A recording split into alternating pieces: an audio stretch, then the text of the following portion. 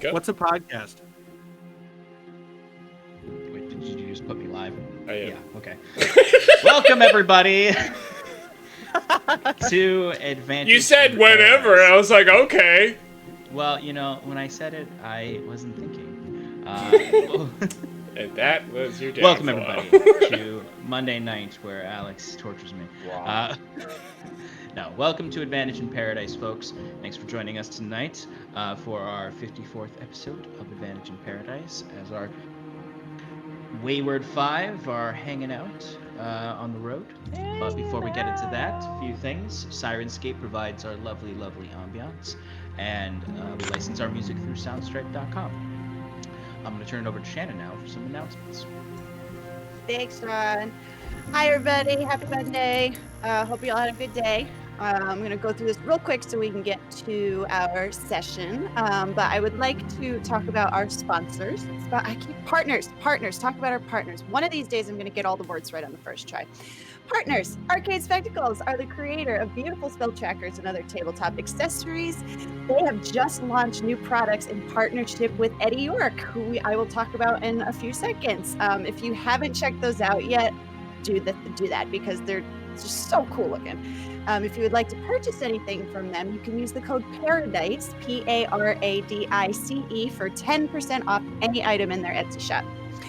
Talon and Claw are the creator of gorgeous tabletop accessories like DM screens, dice vaults, dice, etc. You will often hear us say, thank you, Talon and Claw, for our good dice rolls. They roll very, very well. I highly recommend picking one up. And if you do, use the code Paradice for 10% off your order. Delightful. Jesus Christ. I'm sorry, I thought I was muted. It finally happened. Wow. All right, Underground Oracle Publishing. They're the creators of incredible D&D 5e supplements. Cal uses the Prongs of the Black in our campaign, and we cannot wait to incorporate more of their wonderful content. They have a lot of cool Halloween stuff out right now, so go check out their Patreon and join their Discord. Last but not least, we have Eddie York, who is our original character artist. You saw the whole crew, the whole Wayward Five, on the character card on our winning screen. And he worked with Alex to make our scrolling cards that you're going to see in just a second. Make sure you check him out on Twitter, Instagram, and Patreon. Okay, a couple of programming updates. This past weekend, we launched One Shots in Paradise, which was amazing. Stefan did an amazing job in the DMC, and the cast looks like they had so much fun. So thank you, everybody, for tuning in for that. The next one is going to be, right now, it's going to be on Saturday, November 21st, and we will be announcing the cast for that very soon. This Saturday, however, October 24th at 1 p.m. Eastern, 1 p.m. Eastern, not 3 p.m. like I originally tweeted, 1 p.m. Paradise will be hosting a charity stream, and we are calling it Unmasking Mental Health, as we are raising money for Take This, which is a mental health advocacy group, and we're attending a masquerade with Star Shinobi as our DM, Nox Batty, Caitlin from Arcane Spectacles, Amanda, Syrup from Apples Maple Syrup, and myself as players. Check that out. Sean is producing. It's going to be so much fun. Hope to see you there. I'm done. Thank you very much, Shannon.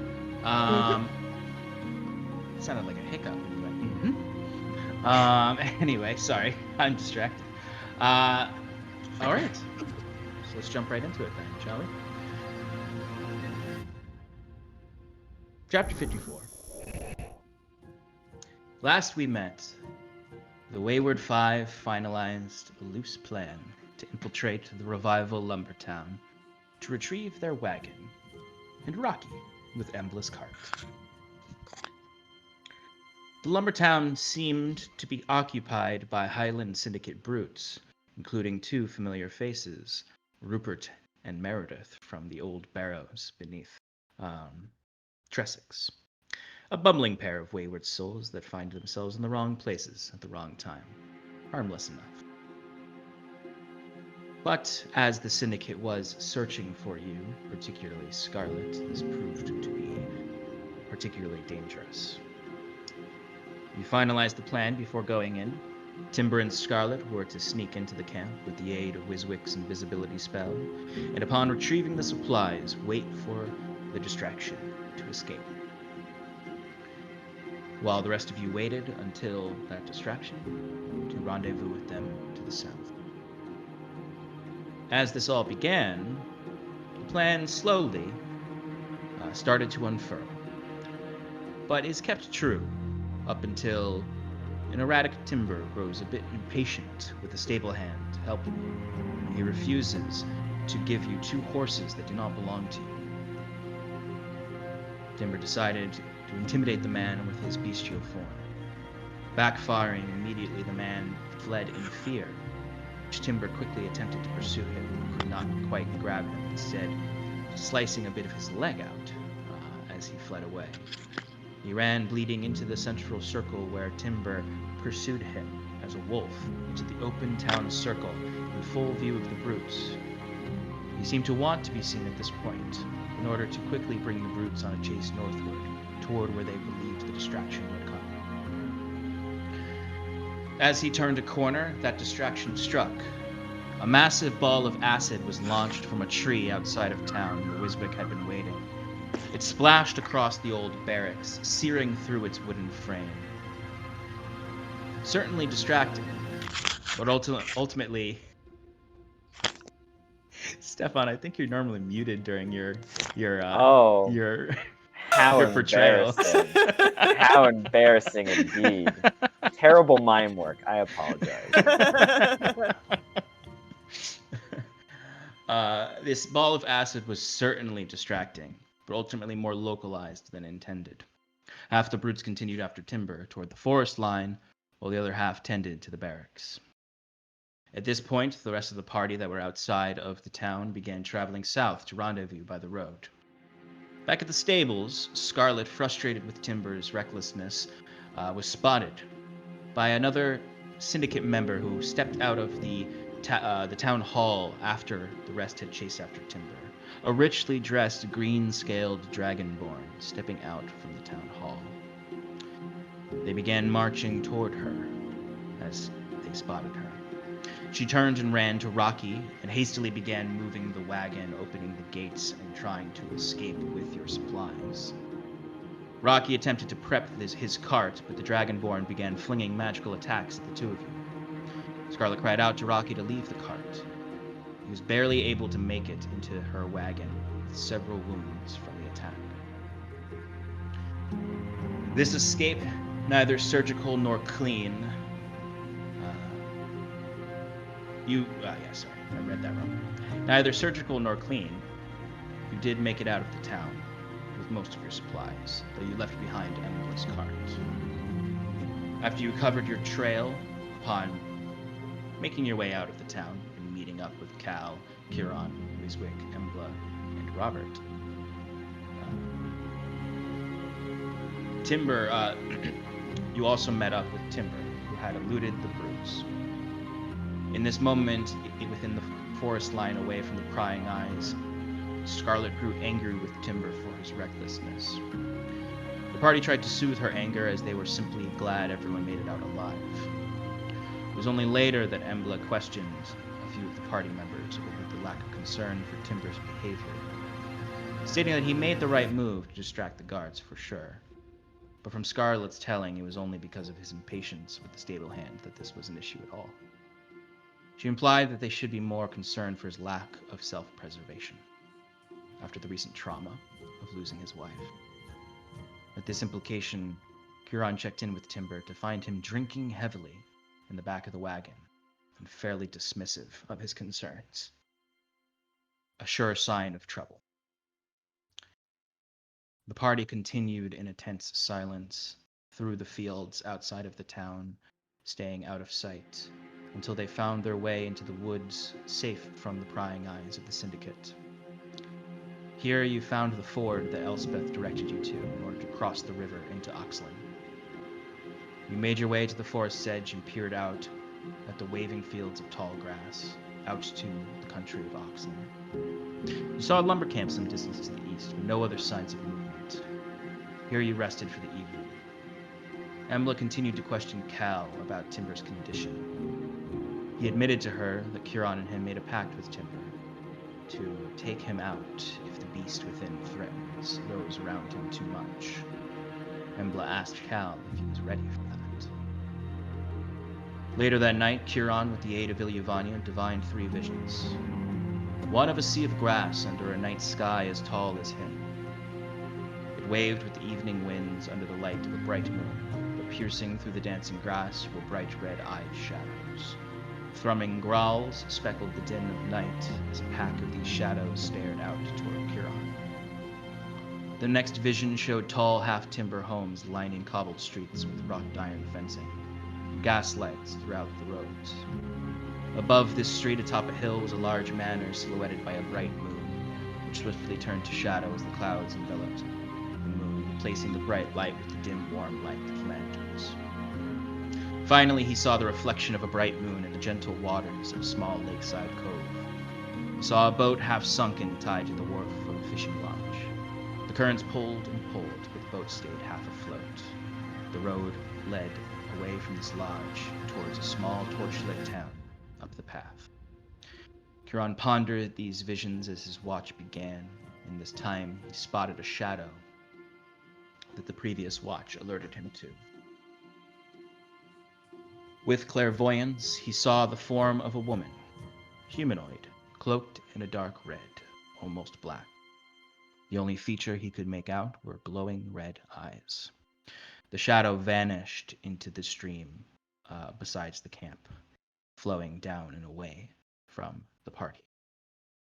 The next morning, he spoke to Scarlet about this. His memories began flooding back to Scarlet of her past. These entities, she said, were some sort of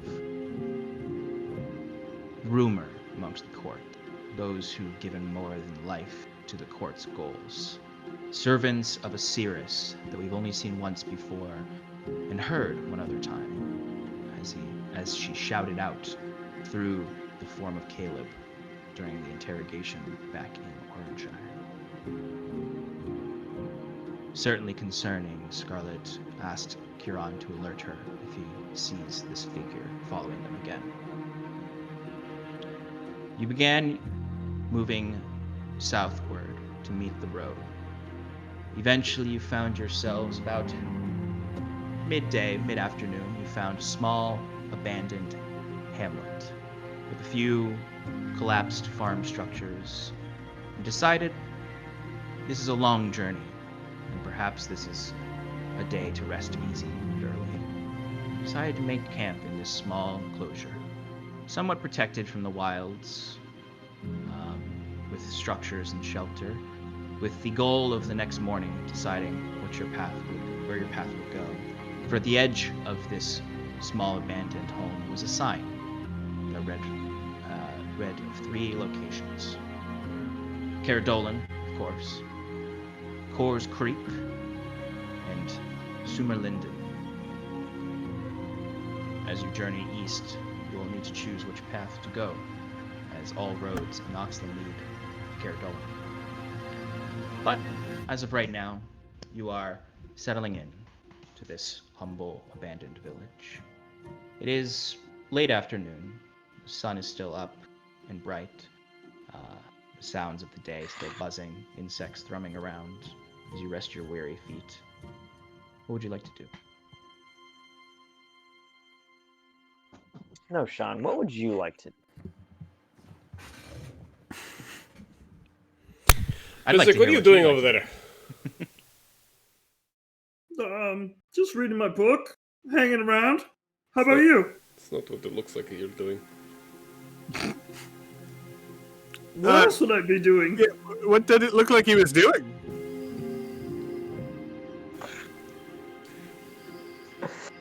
Never mind. Okay. Beholder Brine.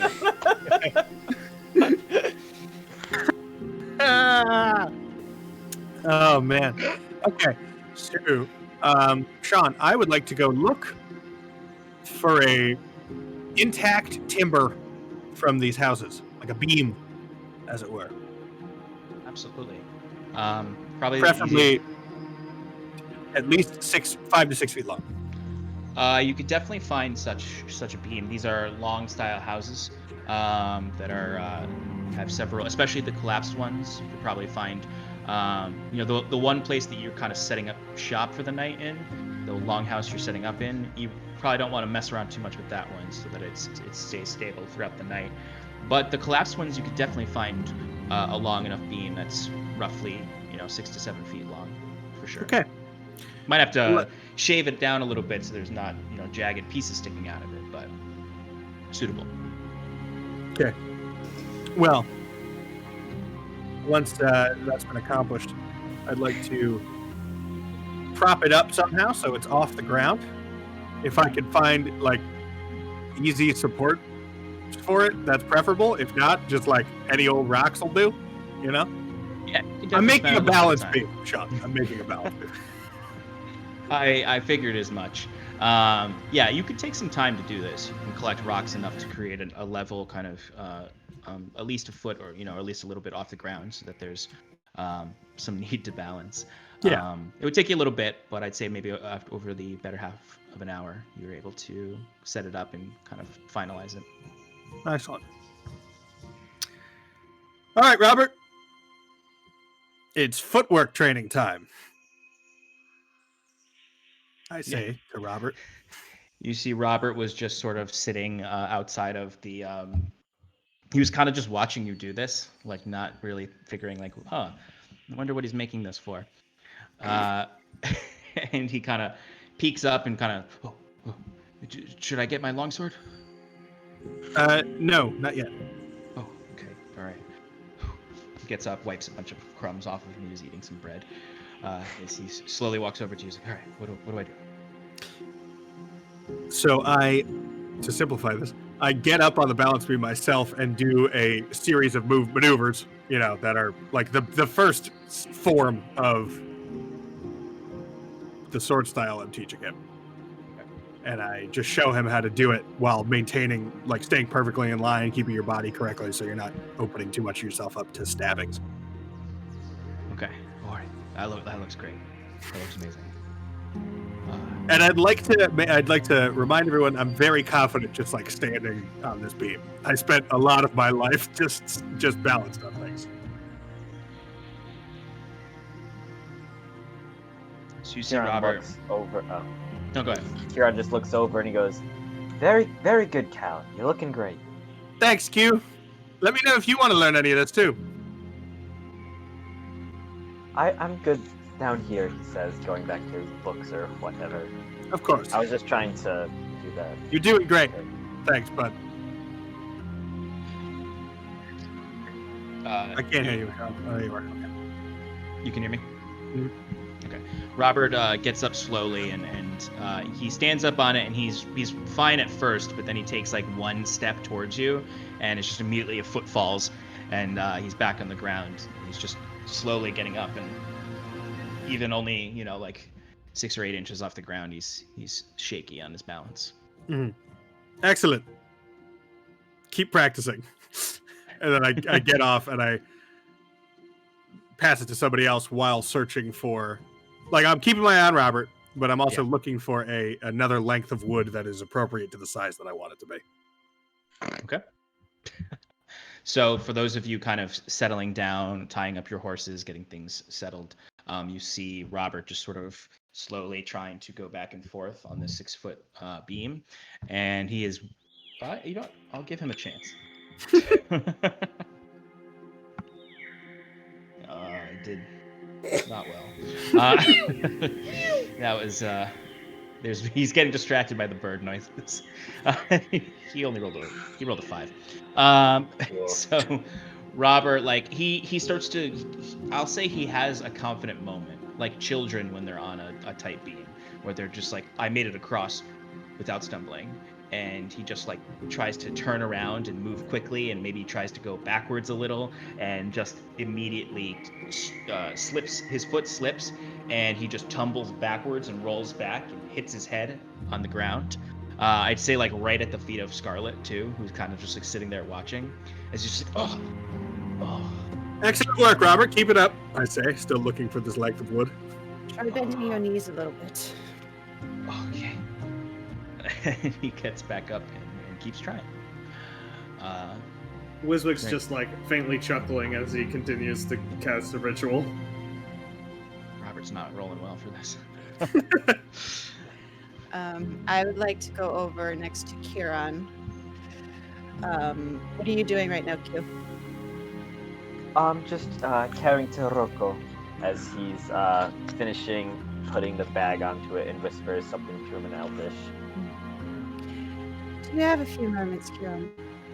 Of course, anything. What's up?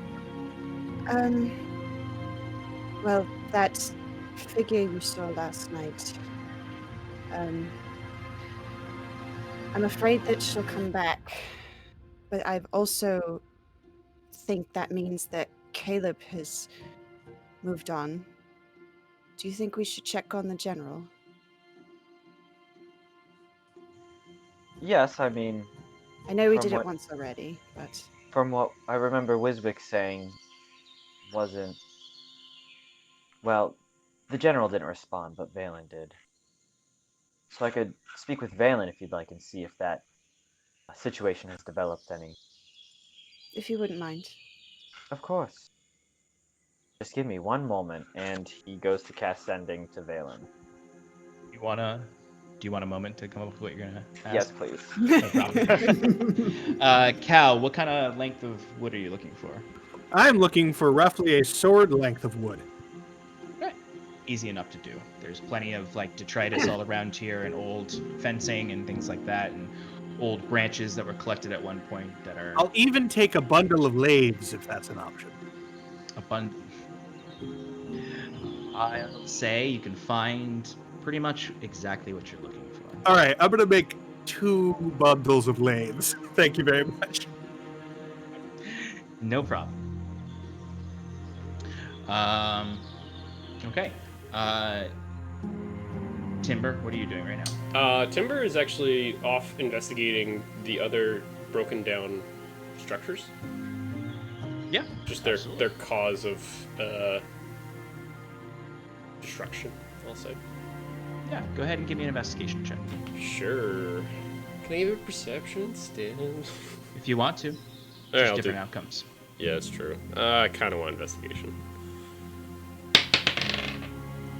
Oh, that's actually pretty good. That is a 17. 17, all right.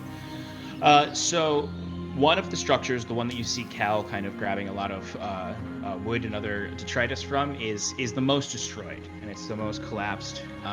It seems to not really hard to determine much about it without clearing away a lot of the collapsed and rotting thatch work. The other structure, the kind of one that's in between, kind of falling, its roof is collapsed a little, but you can get inside of it. It looks very old. Like, this is definitely not the same as with that roll, I'd say it's much more, this place seems more abandoned than it seems like it was like attacked or anything like that. Like whoever lived here at one point moved on for some reason, whether it's because there were issues with whatever they were producing here, or they just simply had to move for some reason. You find very little evidence of belongings, and that's what kind of hints to you that they left. There's not like a knocked over chest of old rotting clothes or anything like that. It seems pretty abandoned. You might find a few little empty wooden bowls or old little tiny, maybe they had like one nice set of silverware, and you find one somewhat corroded like knife or something like that, but it's for the most part empty. That's it. Okay.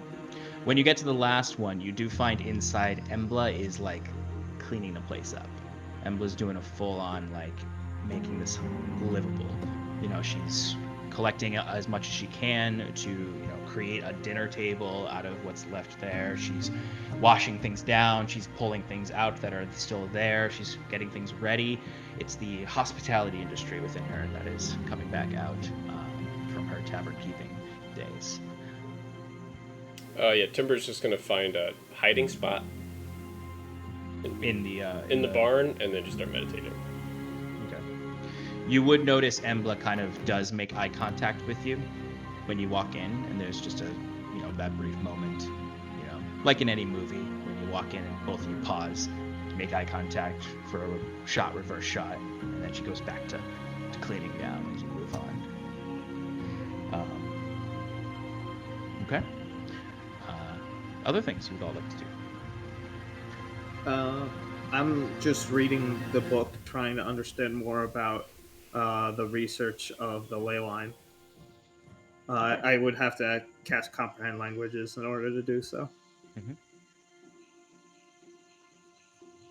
When you start reading, give me a quick wisdom saving throw. Oh boy. I haven't had to do this before. Oh, it's okay, because I got a nat 20. Nice. So you did do this. This did happen to you once before. Well, the last time you tried to do in-depth research in it. The last time it happened, and I'll say because you rolled a nat 20, you'll have recognized that it happened the last time, because you didn't really understand what had happened. It seemed as though the ritual, the actual pages that involved the ritual, were shifting what they were saying. The words themselves in the page were changing to tell you. You don't know exactly the nature of it, but you know that whatever it was telling you before was that it was just simply a transportation spell in some way, a teleportation spell. But now that you've kind of pushed past whatever abjuration was protecting the actual magical equations, you can see now that this is not a teleportation spell. It is a conjuration spell. I'm gonna spend the whole night on top of that. I'll burn all my spell slots. Okay. Stefan, you ready? Yes, I have my thing. Okay. So Curon takes a moment, composes himself, has to think exactly the right thing to say, and then sends a message to Valen. Goes, "Greetings on Oro," which is Elvish for kinsman, for those not. Is that one word? Yes, on Oro. We have crossed into Oxland. How are you?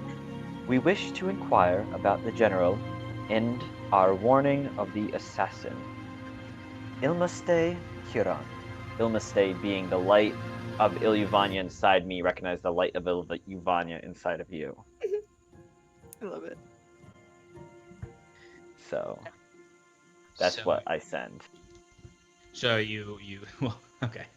I was too charmed by your charmingness. So you're asking him, you're just checking in with him, inquiring Yes. about the general, and letting him know Yep. that you're entered into Oxland. Correct. Okay. All right. So you would hear the familiar voice of Valen enter into your mind as he says, "Binoktia Kera," which you would know as the Wood Elven greeting. I'm glad to hear that you have left Svarwald. From what reports say, it is a dangerous place right now. What you have told us. I have alerted the general of the assassin that is supposedly out to get him. He has been on these lists before. I do not think he is as concerned as you made the situation seem. He is here in Durstmarch. We are still here. But I soon think we will leave. Your friend, what is his name? McClear. He left with a group of the villagers. Do not know where he went. But our responsibilities here are declining. And I believe we will be heading south soon. To check back in Magin Set and beyond. into eastern Tressex. And then, if what I understand is correct, we will be heading into Honduras. There has been some commotion there that requires the general's attention.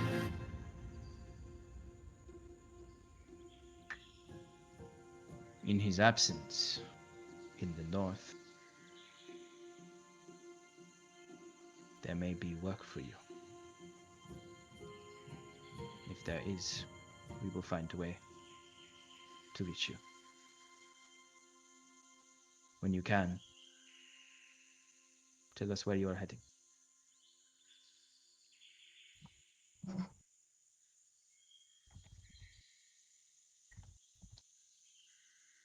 And that's it. Okay.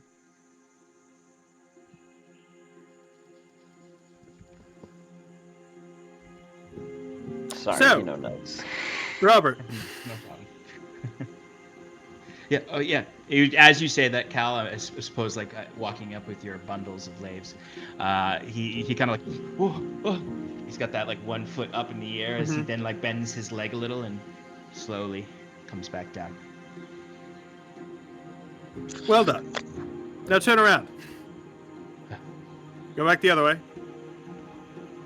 I Okay, sit down and start forming. A tripod? Yeah, I start forming a tripod. No. What is Shinai? I think they're called the practice swords that are like a bunch of different little lathes all tied together. You know what I'm talking about? I do know what you're talking I know what you're. Yeah. I think they're called Shinai, but I don't remember. So I'm making those. I'm making 2 of them, and then I have another larger piece of wood that I'm not really carving. I'm just cutting to make sure it's the right weight, and I'm trying to make a Oaken? much heavier, it's like a really high weight practice sword. That would be a lot heavier than what it's used to. Absolutely. So you're kind of bundling these together as he's sort of standing. You're sitting in the. I imagine you're sitting in the center of the beam, and he's kind of standing next to you, up above. What do you? What are those for? Well, until you are good enough, which you are not going to be for many years, never, ever, ever, ever practice with real steel. If you do, you're going to be unable to actually deliver a blow because you're going to hold back in practice. So what you practice is what you do. So these 2 will be for us to spar against each other, or Embla. And this one is for your own practice when not up against an opponent, pointing to the big heavy one. You see, there's a moment where he almost like focuses on your voice, and you see him like kind of calm, and his footing becomes better. As his I kick the mind is- beam. Not hard, just enough to make it like rattle, you know. Yeah, exactly. I even gave him advantage on that because he was focused, and he got a 5 and a 3. So Oh no. you see, he immediately, as you say this, and he's sort of like, you give a firm kick to the beam, and he just falls down and kind of into the dirt. Plumes of it go up, and he kind of lifts himself, dusting himself off, turns to you. Good. Back up there. Come on. Yes, Working yes, Mr. on Cal. these things. And he's like, how long before I can practice with steel? I say. Immediately. and keep working. Yeah, he's just laughing. He's like, oh. You can see, anyone looking can see him just be like, as he's trying to balance himself there. And he kind of, you can see he's like walking around Cal and back and forth, trying to stay up there. Kieran observes this and then walks over after receiving the sending and motions to Scarlet to come over and says, Wiswick, and has anyone seen Timber? Well, No. Do you shout, Okay. do you shout that loud enough for Embla to hear inside? probably. It would be kind of like a call out, like both to like call for Timber, but also to be like, has anyone seen him? Embla would kind of like step out with like a rag in her hands. You can see her like sleeves are rolled up. She's walking and standing much more confidently. But he is in there. But I think he wants to be alone. Is he meditating? I certainly hope so. Well, maybe we'll check on him later. But for now, Scarlet suggested I check in with the general, so I sending to Valen. And apparently the general does not find much concern with Caleb or his assassination plots. Though Valen is keeping an eye out, I'm sure. He said that they'll be heading down south through Maginset into the eastern place to Honduras. Apparently there was some kind of Eastern Tressex first, and then Honduras. Yes, right. Eastern Tressex and then Honduras. There's some kind of development trouble down there, I believe is the phrase. And with the general's absence, apparently there may be some work for us in the north, I believe is what he said. Personally, I don't know how I feel working for the general specifically again, but if this is something Valen thinks is important, I might suggest that after. Well, we'll see what we come to. Apparently also, our friend McClear has left with some villagers from Drift March. Though where they went, Valen was unsure.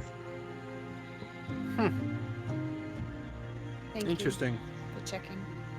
Of course. Recall, since you were the last one to have a conversation with McClear, that he did talk to you about how he wanted to make his own in the world, potentially leave with villagers. So McClear, I think, makes sense. I don't think there was really a place to actually settle at Driftmarch anyway, to be honest. No. So that was definitely temporary. So that follows. Trouble in Honduras, though. Interesting. Trouble that merits an Oxlandish general coming. Interesting. Yes, well, specifically, it seems like General Kinsley is a bit of the, he goes where bad things are happening, specifically. With a big bad thing. Right. Just generally, the Duke deals with it on his own. You know, he doesn't love outside attention. Last I knew, but I suppose things could change. Cal says, definitely not thinking that things could change. Well, it seems like many of your human lordships under. How does that work exactly? So there's the king in Oxland, and then there's Yes. dukes. You said that rule different areas. No. So well, kind of. Guys, let's get to the point here. I've just hit the really good part in this book. Do you want me to do something? Like, do you want me to scry on somebody, or where are we getting at here? Well, I was simply trying to share information, but scrying might be. Well, no, it's rude to scry on people without their consent. I will say Valen asked us to send our destination to them. Do we have I thought one yet? Well, we're headed to Cairdolan. The library's at Cairdolan, right? So it could behoove us to see if Valen, or more specifically the general, have some insight for us when we get there. But I simply wanted to check with you all before I started giving information away. I would say it's fine to tell them, at least Valen and the general, where we're going. Okay. I don't see any real problem with that. I mean, no reason to give them the information. Like, what are they going to help us with? The king, the general has the ear of the king. He could help us with a lot, probably. Right. Not if he's all the way down in Oxland. And Kieran reaches into the bag of holding, takes out the doohickey that Kinsley gave us, and just kind of waves around haphazardly, like, well, he could tell us where to use one of these things and how it can help us. I'm sure it will come in use, but for now, I wouldn't know the first place to use it. He says, putting it back Wiswick like reaches his hand out and it's like, can I get mine back? I think we're way out of like, it's probably okay for me to carry that around now. Kieran sticks his head into the bag of holding, reaching around, like, oh, where did I put it? Oh dear, oh my. And he pulls out, I believe this is yours, Wiswick. I don't actually know if they are specific to each one of us or if it's just a general writ of consumption. You would each Well- specifically have one. Okay. Authority. It seems like a general writ of like whoever does this at my behest. You know, kind of a thing. And, I sorry. feel like it's probably good just to prove my identity, since he said he let the librarians of Kirdolan know that I was interested. Like, I've been trying to get into this library for a long time, if you remember. Right. Yes, That's why. I guess that's mostly true. why we're going there. Here you go. Anyway, Thanks. so while we're having this You're conversation, Cal would bend down and pick up not a rock, but like a dirt clod, if preferable, just like something, and just huck it at Robert, who's on his balance beam. Are we allowed give to me, do that, Cal? Actually, I've been holding back. No, I was actually going to say, everyone please throw things at Robert, but not all at once. Try to do it when he's least expecting. Though I would recommend that you try to throw soft things, potatoes at most, I think, in terms of firmness. I Cal, give immediately me a use quick, prestidigitation to make a light breeze go past Robert's earlobe. Cal, real quick, just give me a ranged attack roll for the clump of dirt. Yeah. Would that be Dex, I guess? Yeah. Okay. 16. Oh yeah, it hits him right in the face. And as soon as it hits him in the face, you see he starts to go backwards. Kieran's gonna try to catch him. Charlie Chaplin. He's not close. You'd have to run. Like I guess we are kind of close. You came over to me, didn't you? Yeah. Damn. Yeah, you guys would be pretty close. So, Kieran, so what happens? Exactly what you see, Kieran, is him start to fall backwards. You rush up to catch him. There's a little tickle around his ear that he feels, and he goes to slap at it, and he accidentally hits you in the face, Kieran, and and kind of falls back into your arms, Kieran, as you're like, oh god. Oh, As Sean Robert! puts his headphones. By Ilyuvania. How Oh, I'm sorry. I'm sorry. Oh, I'm so sorry, Mr. Kieran. No, it's okay. You're okay. We're fine. Oh. Ooh, we need a code word when Robert messes up. I'm gonna have to write one for that. Well, he didn't mess up. He Anyway, so was assaulted. I say in a voice loud enough for everyone to hear. Yes, so feel free to throw things at Robert. Like I said, not in any like rapid succession. You need to give him time to be unaware. And Robert, I don't know what lesson we're on, but this is definitely a good one. You need to stay aware at all times. And count yourself lucky. My master used rocks. Robert's just kind of like, relax. Okay. Though I suppose, to be fair, he did wait till I was at least 12 for that. Kieran helps Robert back up onto the beam. And Robert's like, Come on. But we need to If he applied accelerate this, himself Robert, to so I'm magic, sorry. he would... You see at that, Embla looks to all of you and says, well, you certainly seem to have friends in high places as we head towards Gadolan. Well, I've got everything ready inside for dinner. That will be ready in the next hour. Excellent. So wash up. Of course. And Is she- Kieran. What? If yours is quick, I was gonna. Is she cooking? Or is she like... Okay, never mind. Yeah, you can start to, smell a little bit of cooking coming from in there. She was getting everything ready, and now she's starting to cook dinner. Okay. Finishing that conversation, Kieran heads over to the destroyed building Timber is in and quietly pokes his head in to see what's going on. And I said, hey! Hey, yeah. Timber is sitting there meditating. Timber, can you give me a quick wisdom check? Yeah, I can.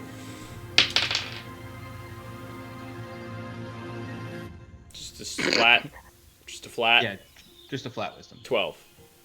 12. Or you can make it a religion check, actually, if you want. Wisdom check's fine. I mean, I would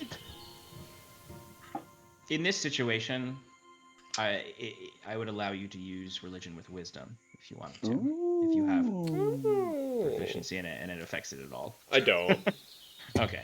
But yeah, I mean, there are situations where I'd allow you to use a different stat for things. Okay. Okay, so 12. You are in your meditative state, and much like this morning, you're struggling to hold on to this drip of serenity that you're feeling. You're just trying to. It's essentially in your mind. Your spiritual self is like almost like what you feel is the sensation of holding your hands out, trying to cup this drip into a drinkable source to sustain yourself a little spiritually, to bring yourself back a little. But it's not quite enough, and every now and then you shake, your spirit trembles and spills some of the serenity. And as it's drip, drip, drip. And Curon, as you enter, you would see on Timber's face, like his eyes closed, he's in his typical meditative stance, but his face is strained. His eyes are squeezed tightly shut. He's almost gritting his fangs. As in your mind's eye, you're just holding this up, and your hands can't hold it properly as you're trying to feed on this. And that's when, Curon, you step in. What do you do? So seeing him, at first, Curon, when I first saw the scene, I was like, Curon would like smile and be like, look, Timber's finding some peace. But seeing that, struggle on his face, Curon, chews his lip a little, and then whispers a little prayer of guidance to Timber and says, "May the Crescent Heart help you."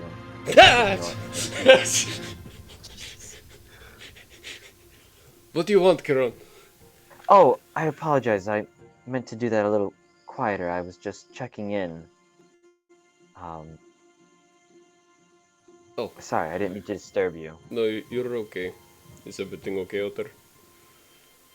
Yes, I had just briefly spoken with Valen. If you're curious, the general is unconcerned with Caleb's threat, and is actually headed down to Honduras, where there seems to be some trouble. Okay. Yeah. Noted. Well, Embla says that she has food ready soon, within the hour, so... I can smell it. Right, of course you... Thank you.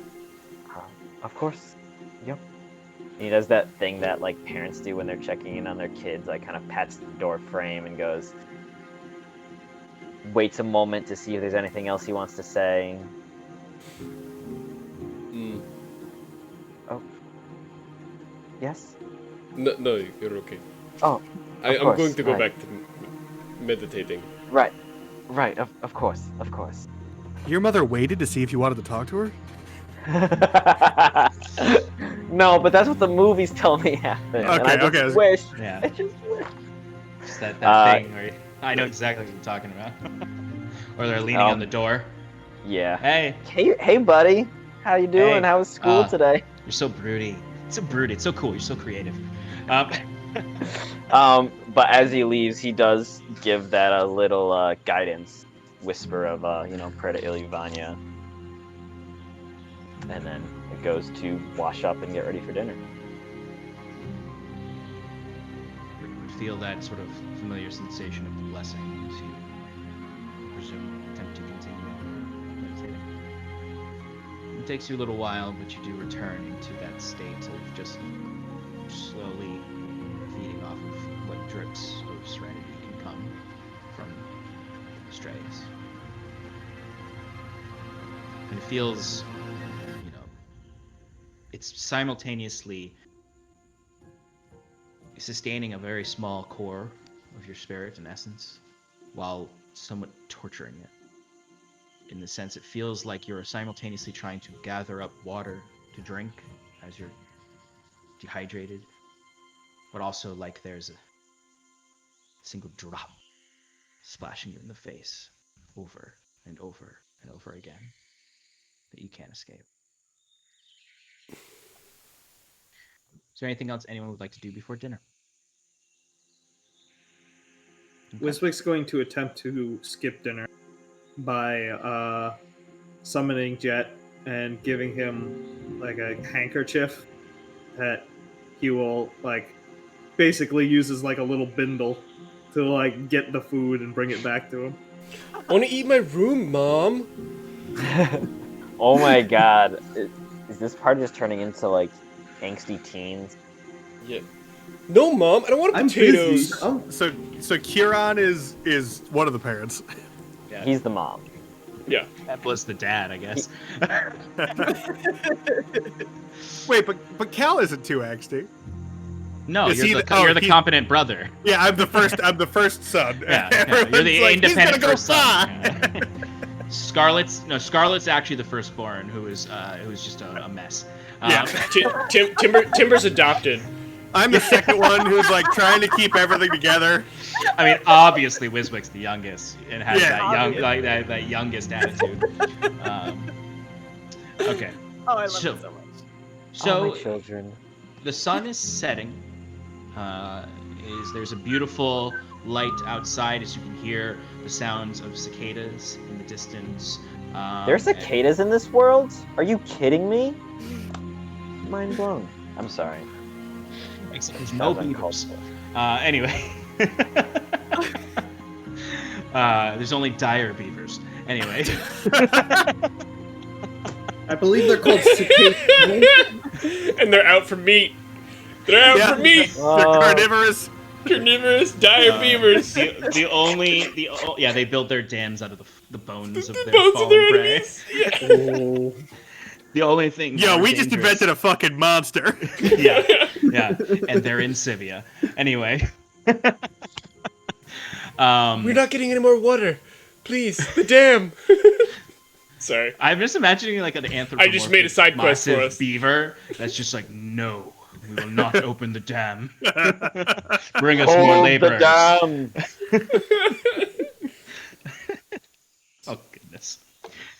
Anyway, there's a very beautiful golden hour happening right now as the Golden waving green sea of grass is now a golden light. You have -1 inspiration, Kieran.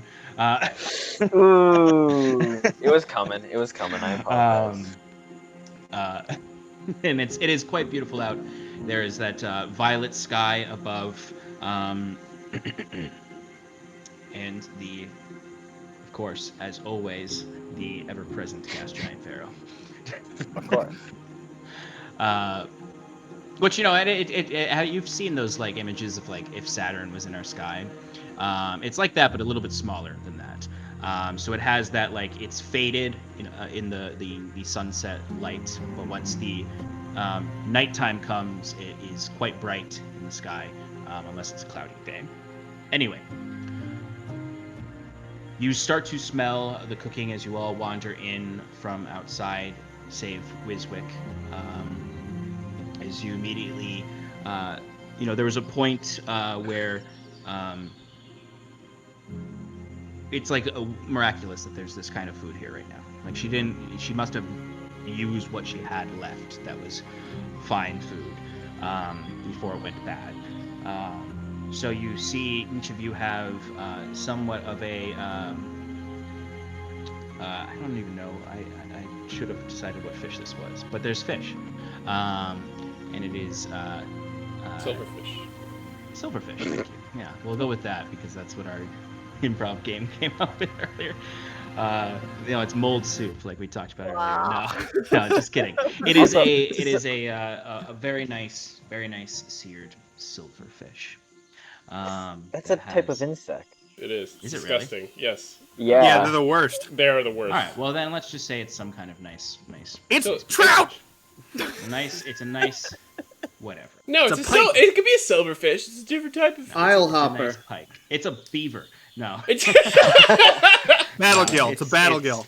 It is Battle very beaver. Nice, a very Sorry. good battle. I'm gonna It's a stop. nice piece of fish. I'm just gonna say it's a nice piece of fish since we're getting too goofy right now. I But still you think can it's a smell. trout. You can smell lovely sense of garlic, a little bit of ginger, and and it's just a very nice meal set up that you weren't expecting. You're expecting some kind of, hydrated, dried meat in some barely hearty stew with whatever tubers she could get to cut up into it. But this is a very fine meal. It's seasoned well. It has kind of in the base of these wooden bowls, she's brought out a broth in it. It's delicious. It smells amazing. There's bread. She just looks around to each of you and says, "Well, I figured we have a long road ahead of us, and why not have a good meal when we stop early?" Where did you get all these spices? It is I can smell some thyme. Is that cilantro? It's no, it is not cilantro. It is sage. Oh. Whoa. No, it was the last of what I had from the Gwen. Wait, that's rhubarb stock. That's poisonous. No, that is a rumor. Yeah, no, it's not. It's just really bitter. You have to have a taste for it. I love But- it. I say, getting myself. But no, it is Kieran- this very beautiful setup. She's lit like kind of the torches in the room and the candles that were left over and behind, and it is a very pleasant setting that you have not experienced since the feast in Imagine Set.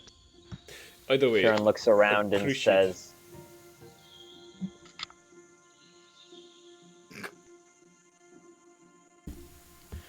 Cal does something now.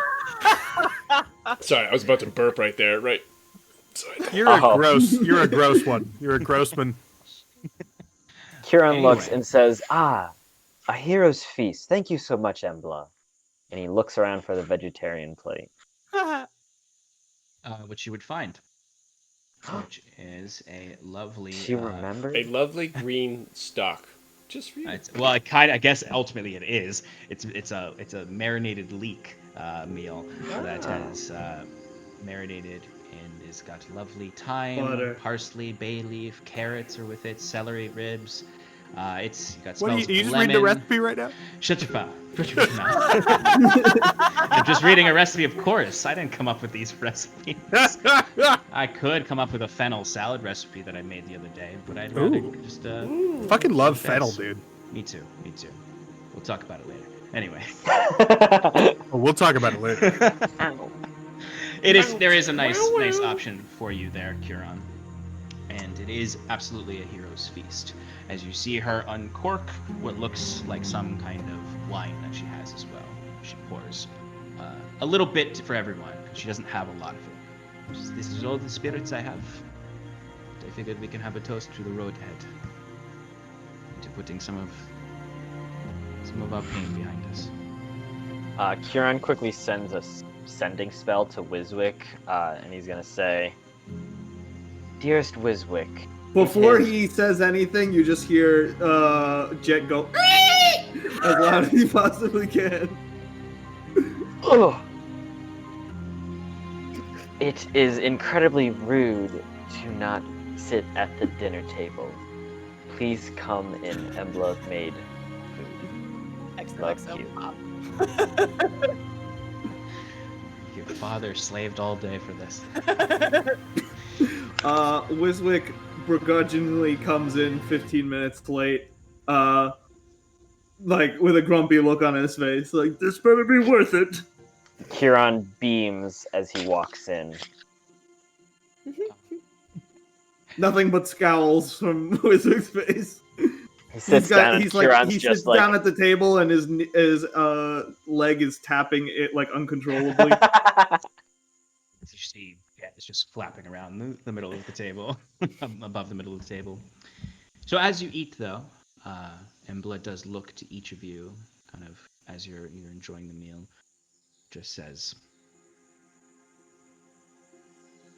"Well, it is customary for those who share the road in Gwyn culture to share stories of their past and their ventures.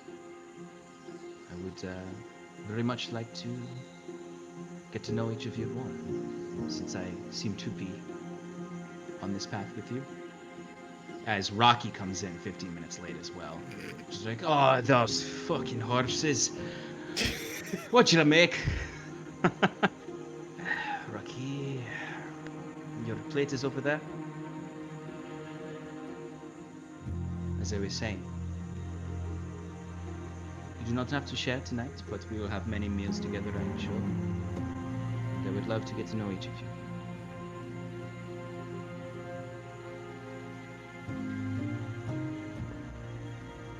Do you want? I love how uncomfortable we all just got. I was about to say some Wizards just warning. think we were some all like, warning "Whoa!" would have been nice. Sean really. What stories do you tell? Well, we could tell her about Set, right? That was pretty fun. What do you? Did you? I mean, we could tell her about that. I think you and I remember that very differently. Embla, why don't you tell us one of your stories to start off with? I suppose that is the polite thing to do, since you all seem pretty cagey. Just that. And she would kind of adjust herself, push her plate forward a little bit, take a glass, take a sip, and look to each of you and kind of think for a moment and just say, well, I suppose I have one that comes to mind. I do not believe that any of you have been to the Bright Shores. Has anyone been there? Well, We all shake our heads. Well, I will recall the first time that another question. Have any of you been out to sea before? No. Do I- underground lakes count? They're really big. I suppose they may be able to count. I suppose the Underdark is not as open to the sea. What of the rest of you? Not in any really deep water ever. A few little river or coastal cruises, but no. Yes, I've been on a body of water. I can swim. Never out to sea. He's being he can only doggy paddle. Don't tell him. Don't say I didn't tell him. technically worked the river trade and from Sivia to Oxland for a while. True, we took the ship down from the north along the. You're all desperately trying to come up with a body of water you've seen. Scarlet, you've never seen the ocean. Most of you probably haven't seen the ocean before. I assumed it's not in my backstory, but I assumed at one point, you know. Yeah, I would have assumed that Timber would have too. Very briefly, maybe once. Maybe, but you all come from fairly landlocked places. Cal probably actually be the only one who probably, because there is a bay near. On a vacation. And Yeah. Huron maybe if he On holiday. traveled north, to see. But the rest of you, likely not. So she kind of looks to each of you and just sort of, those of you give kind of recounts of the largest body of water you've seen. She says, you must see it. You must see it. We must take you to Byzantium if we can, or just to see the ocean. It is beautiful. I remember taking a boat out, a ship out with my mother, past Byzantium, the capital, where you see all of the tall towers of the Gwyn Empire. Then when you get to the opening, the gap that leads to the open ocean, you can see the rock that guards the entrance, the sentinel. Large statue, colossus, if you will. It's beautiful. Gulls nesting in the crown. The sapphire sea, as far as you can see. No horizon. Swallowed up by the ocean. And what is beyond? It's beautiful. It makes you forget about everything behind you. Politics, wars, just the sea spray, sounds of gulls and wind. would like to go back. One day. That sounds wonderful. Yes, Bless me. it reminds me of the Shroom Cap Lake back in the Underdark. There were Tell. mushrooms and glowworms and these strange octopus creatures with many eyes and limestone colored skin. It was also a quite colorful and vibrant place. So distracting that you probably wouldn't notice the cave dragon that lived there, but A cave dragon? Did you fight a cave dragon, Wiswick? no. Never mind that. How is a cave dragon different from a normal dragon? I'm curious. That's a good question. Well, and he begins talking like his head off. Like the wings are surely what's called. They're large and Right, webbed, of course. but they're mostly used for swimming instead of flying since you're underground. Interesting. Right. And Yes. they have multiple legs like a multipede that In- like a are along multipede? its whatever. Yeah, a multipede. You never heard of a multipede before? No, No. no, Like but a centipede? finish talking about. No, what's this cave dragon? I Is want to that hear more like about that. multiple layers of legs? So like centipede, and then there's like a centipede on top of the centipede. Is it a multipede? Imagine a kebab of legs. Oh my. That sounds horrifying. And delicious at the same time. But I'm sorry, what? Embla is Oh my god. laughing at all of this. This By the way, is why we Kieran play is now D&D. convinced that there is such thing as cave dragons. so for a cave dragon, is it kind of like? Are they really that big? Because Yeah, are they as big as normal dragons? because I imagine yeah, if they, definitely. you know, how animals grow dependent on the size of the environment that they're in. No, I don't think it's a goldfish scenario. This is they're really big. Are you You sure all about that? are- This is the Underdark we're talking about. So they don't Yeah, he's actually. from there. He would know.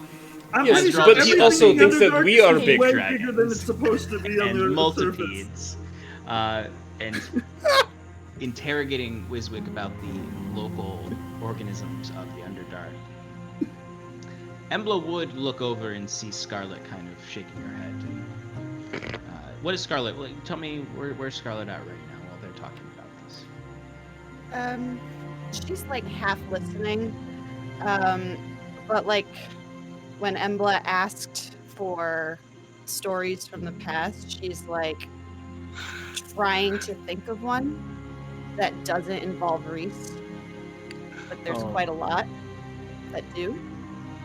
And she's kind of just like brows furrowed, just like, really trying not to think about him, wanting to contribute, but just really unsure.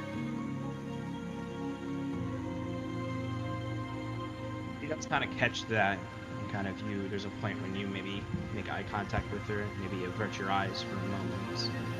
She cocks her head a little, looking at you, but doesn't press it, sensing a turmoil within you. So, you continue eating and feasting. Towards the end of the meal, when everyone is finished, Embla pulls from her pouch and breaks apart these cookies that she has and hands them pieces, sizable piece to each person. And taste it as sort of a lemon flavored cookie, sweet and quite good. Unless you don't like lemon, then you're like. I thank her profusely. Embla, these are sweet and quite good. Thank you. I like lemon. Does anyone not like lemon? I Do they have I don't lemon love it. in What Lucia? is this? It's like it's so. What is this taste? Ah, no right. so citrus bitter. fruit in the Underdark. Yeah, why would yeah. They So probably don't do have they much have fruit, period. Gingivitis or It's more fungus. Yeah, they eat more. They, A lot fungus of- is the fruit of all the Underdark. deep gnomes have scurvy.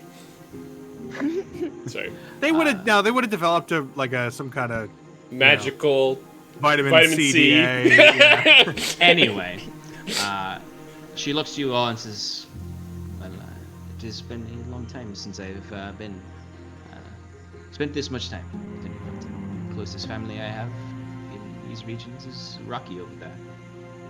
You can see his Fucking horses. Fuck. Yeah, he is like, you look over and he is kind of like a mess right now. He's got like he's got like fish scales on his face, and he's just a real not a graceful eater. As he just even despite the messiness of his eating, he does kind of give a stoic nod to Embla, like they've been together for a while, watching each other's backs. That he may have been, he's been her stable hand, assistant, some sort of squire for a long time. But I'm glad that you enjoyed it. It won't be every night, and I suppose tomorrow we'll be back to dried meats and porridge, but deserve a little bit of happiness. Thank you again for Thank you. cooking. That was really excellent. Yes, thank you. Dead. Is it rude to say that I like the dried meat? What was that? I whisper Wiswick? out of the side of my mouth to Wiswick. She, at this, Embla will give each of you a nod, actually, and finish the small bit of wine in her cup, and she'll let you step up and bow lightly to you all and step away from the table. She goes outside. Vizuk, are you gonna eat that? I think Wiswick probably ate most of what was on his plate, but like definitely had some leftovers just because he was talking too much and didn't get through it. And he's like, "Yeah, I am gonna eat it this time," and he takes it away with him to finish his studies. Scarlet will start doing the dishes. Curon definitely helps her. Okay. Timber goes outside to start collecting some wood. Okay. Robert leans over to Cal and just says, "Oh, I'm glad I didn't share my story. It was just so beautiful. I was talking about the time that my buddy Sam and I found a dead body in the swamp." Oh, wow. How far was the swamp close to your house? Did you have to travel a while for it? It was a while. Yeah. He stood by me though. Yeah. Good. I know, I assumed. Oh boy. So Cal, I guess, would stand up and look outside. Do we have light left at all, or is it down? Is the sun down? Not outside. Outside, it's Okay. well. At this point, I'd say it's the sun has. It's probably been maybe like 15 minutes since the sun dropped below the horizon, so it's still a little bit dusky out, but pretty dark. No light. Okay. All right, Robert. I understand you can't really see the balance beam, so strength training till bed. You got it, Mr. Cal. And I assign him 3 circuits of 3 exercises each, and have him do 3 sets of each. And anyone Mostly body outside- weight, balance, core stuff. Yeah. Some absolutely. arms, like just holistic, whole body. A lot of planks. Yeah, a lot of we work our way up to like burpees. Yeah. So those of you moving about would see Cal teaching Robert some strength exercises. Timber is gathering wood for a fire. Scarlet is cleaning up with Kieran. Wiswick is studying his book. Every 10 to 15 minutes or so, Jed is going to attack Robert. just like flutters and Yeah, flies just a real around his quick. face. And Robert screams every time, like not like he never expects it. After like the 3rd time, Kieran's gonna be like, "Wiswick, could you please leave the poor boy alone?" Oh shit! I forgot. I just let Jed do whatever he wanted. Programmed my animal. So the night goes on. Timber collects some timber, and then starts. I'm sorry, I was just quoting our good friend Nick from Know You're Wrong. Yeah. Anyway. Boo. Anyway. It's not Halloween yet. You Oh my God. get yourselves ready. Is there anything anyone would like to do before bed moving on? You first. Let's go with Okay. Scarlet first. Timber, do you ever like go and sit down somewhere after collecting the firewood? Yeah. He does, Okay. like, around the fire after he tells Scarlet, "Can you burn this?" Sure. Just fire in a while. So as I'm, I'll do that. I'll produce flame and light the fire. You watch as she grabs the stick, and there's sort of like a cracking noise in the stick as you see just sort of like veins of fire shoot up through it, and then almost like it kind of like comes out of the top of the stick, and it almost is torch-like as she places it down in an old fire pit as it starts to light up the kindling that you've gathered there. Good. Thank you again for that. Sure. That should warm everybody up. Yeah. I want you to know that I'm here to listen. It's actually why I just wanted to come over and sit with you. Just wanted to listen. I appreciate that. I'm settling with it. I don't have much to say, to be honest. It's all right. I'll listen to the silence too. Appreciate that.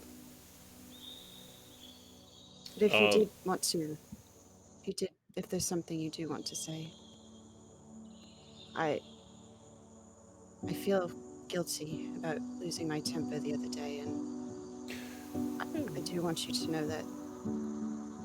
Rightfully I'm very so, sorry. I should not have acted that way towards the stable hand. But, like you said, I stopped caring. So, in the moment, I rectified it, the situation, but You did. Do you anyway. care now? No, I don't. I'm trying to find reasons to care. Well, we're all here for you. I appreciate that. And right now I care about all your well-beings. That's about it. Sorry, now Timber's just gonna sit in silence for a while. Yeah. And the last thing Scarlett's gonna say is, I've been trying to try that meditation thing that you taught me with the flame. I'm Oh, is trying to that do what that every night. It's difficult. How about It's this? hard to. Wake up in the morning when I teach Cal how to meditate. I can assist you with more practices. That would be lovely. Thank you. Great.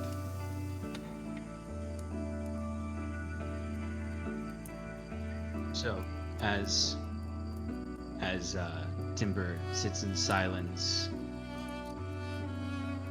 meditating here and there, maybe, but mostly sitting in silence in thought. Scarlet sitting next to him.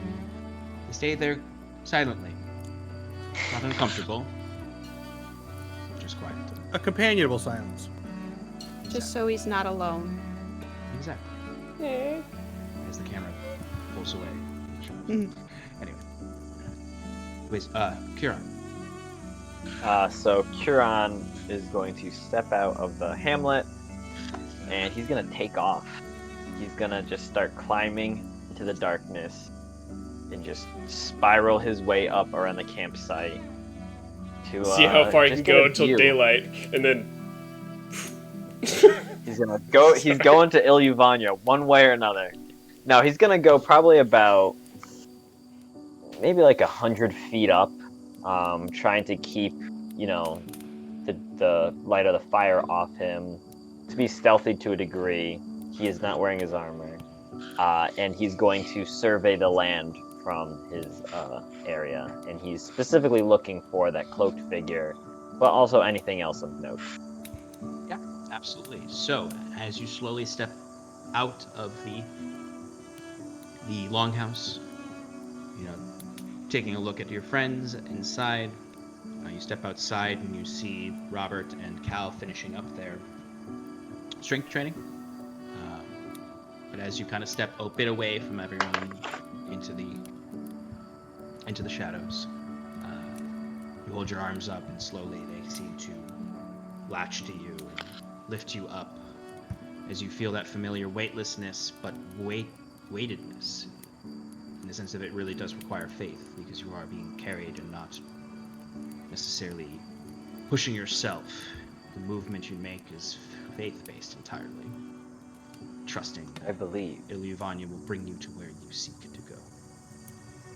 And you do drift up into the sky, up. It is a clear night. You can see in the distance several of the travelers, the moons of Paradun. Not Ilyuvania, of course, but still representative of her in a certain sense. And behind them you see in the distance the form of Varro in the sky. And there's that moonlight cascading across the land. As I'll ask you to give me a stealth check and a perception check. And I'll give you advantage on the perception check since you're so high up.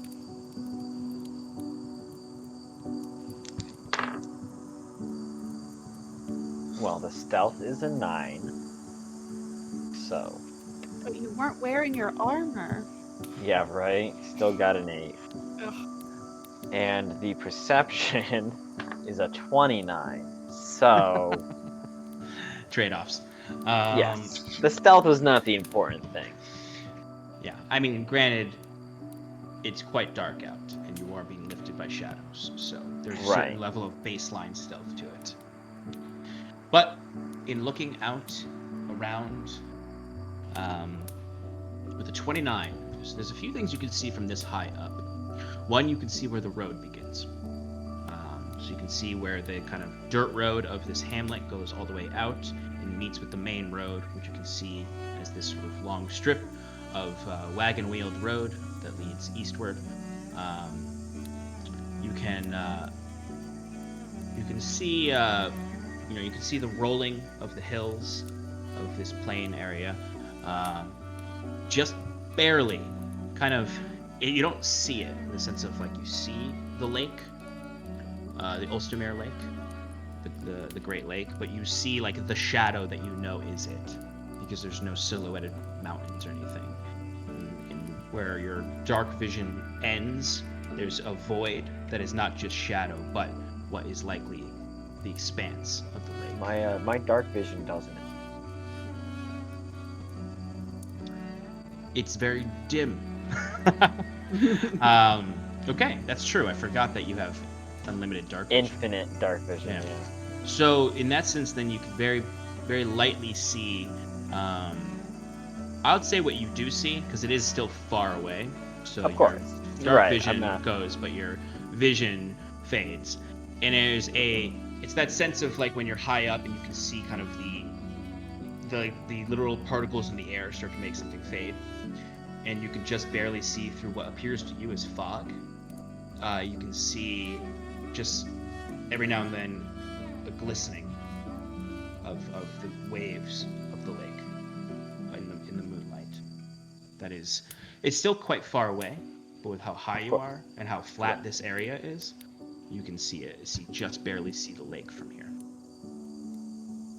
And it's really just the edges of the lake that you can see before it kind of dissipates into a vague gray. But kind of seeing this at first, looking back, and then you start to scan the fields around. You don't notice anything at this point. Whether they're not moving, if they are there, potentially they're in some space that you can't see from this vantage, if they are there. But from all you know for now is you just see the undulating of the grass sea around you and the glittering of far off Great Lake. Are there any like villages between us and the lake? I would say I'd say what you can see is you can definitely see pinpoints of light that are like farmhouses. Gotcha. At least where you currently are. You're seeing pretty far out, but not. It's still fairly fairly close by in consideration of the grand scheme of the country, but you Right. do see pinpoints. Nothing collective enough that seems like a village, but you Okay. do see there are farmhouses scattered about. Sure. And then any like campsites are in the general vicinity, you know, a few miles out, or You do not see any campsites. okay, cool. You're in like a So- fairly like you can feel like the sense of you're in fairly empty country right here. Gotcha. All right. With that knowledge, Kieran will descend back down, prepare his tiny hut. Are you preparing the the hut inside of the longhouse or outside? Outside. Okay. You know, and he'll do his general. I'm preparing Ilyvanya's tiny hut. If anyone care to join me for the night, though it seems we are very safe in this location. Just scouted around a bit, and it seems that there are no campsites within miles of us. It should be an easy night.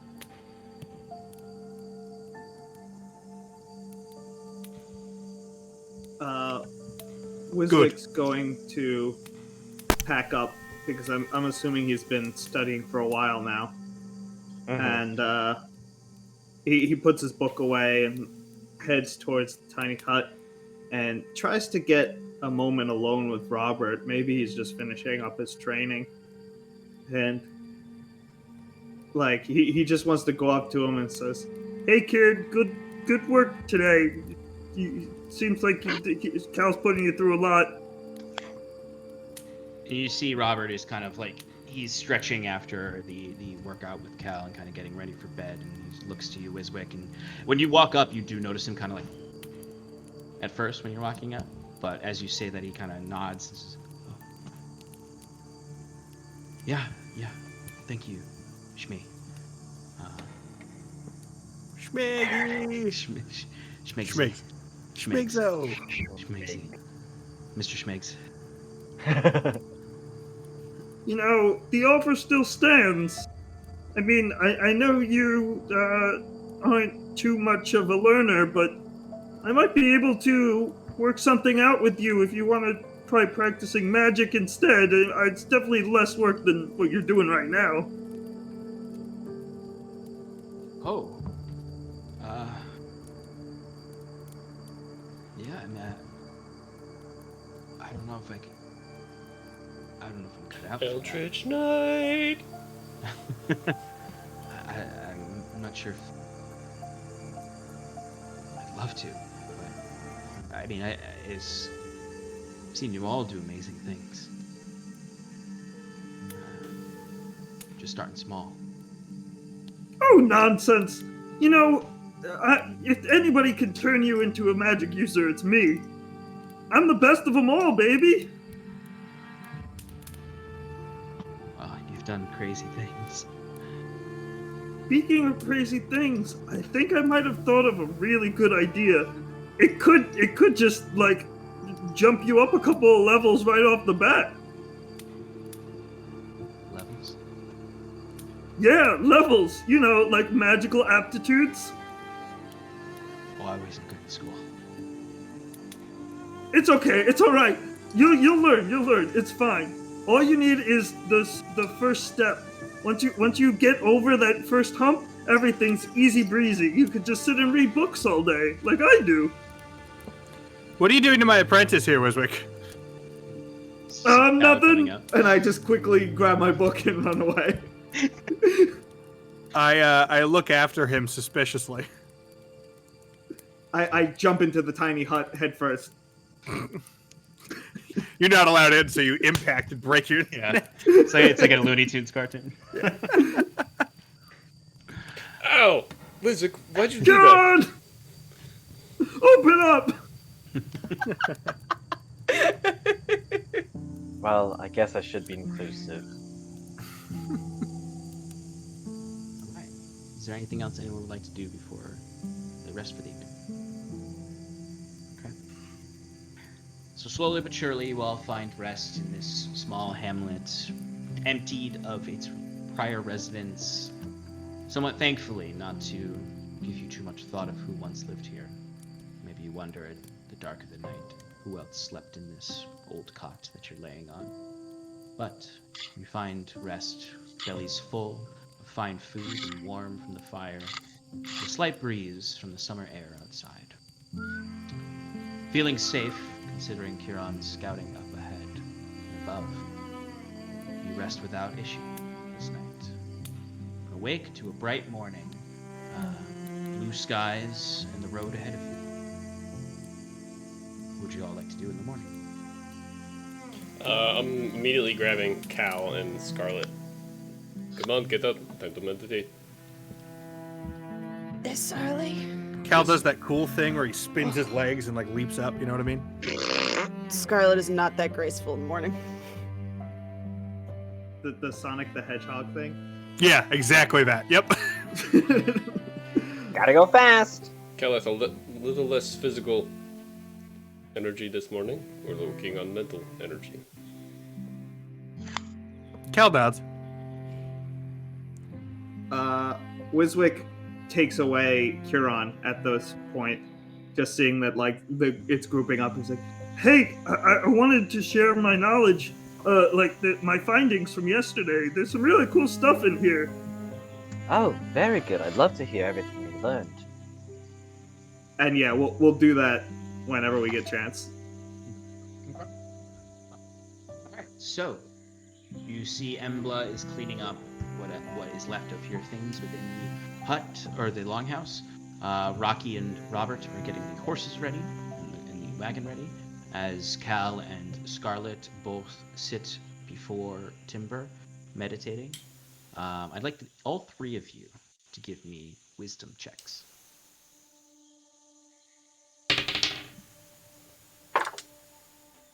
Dirty 20. I got 2. A dirty 14. So Cal, you take the approach of the trained soldier. You're like Ron Swanson. That's just like, I just turned my brain off.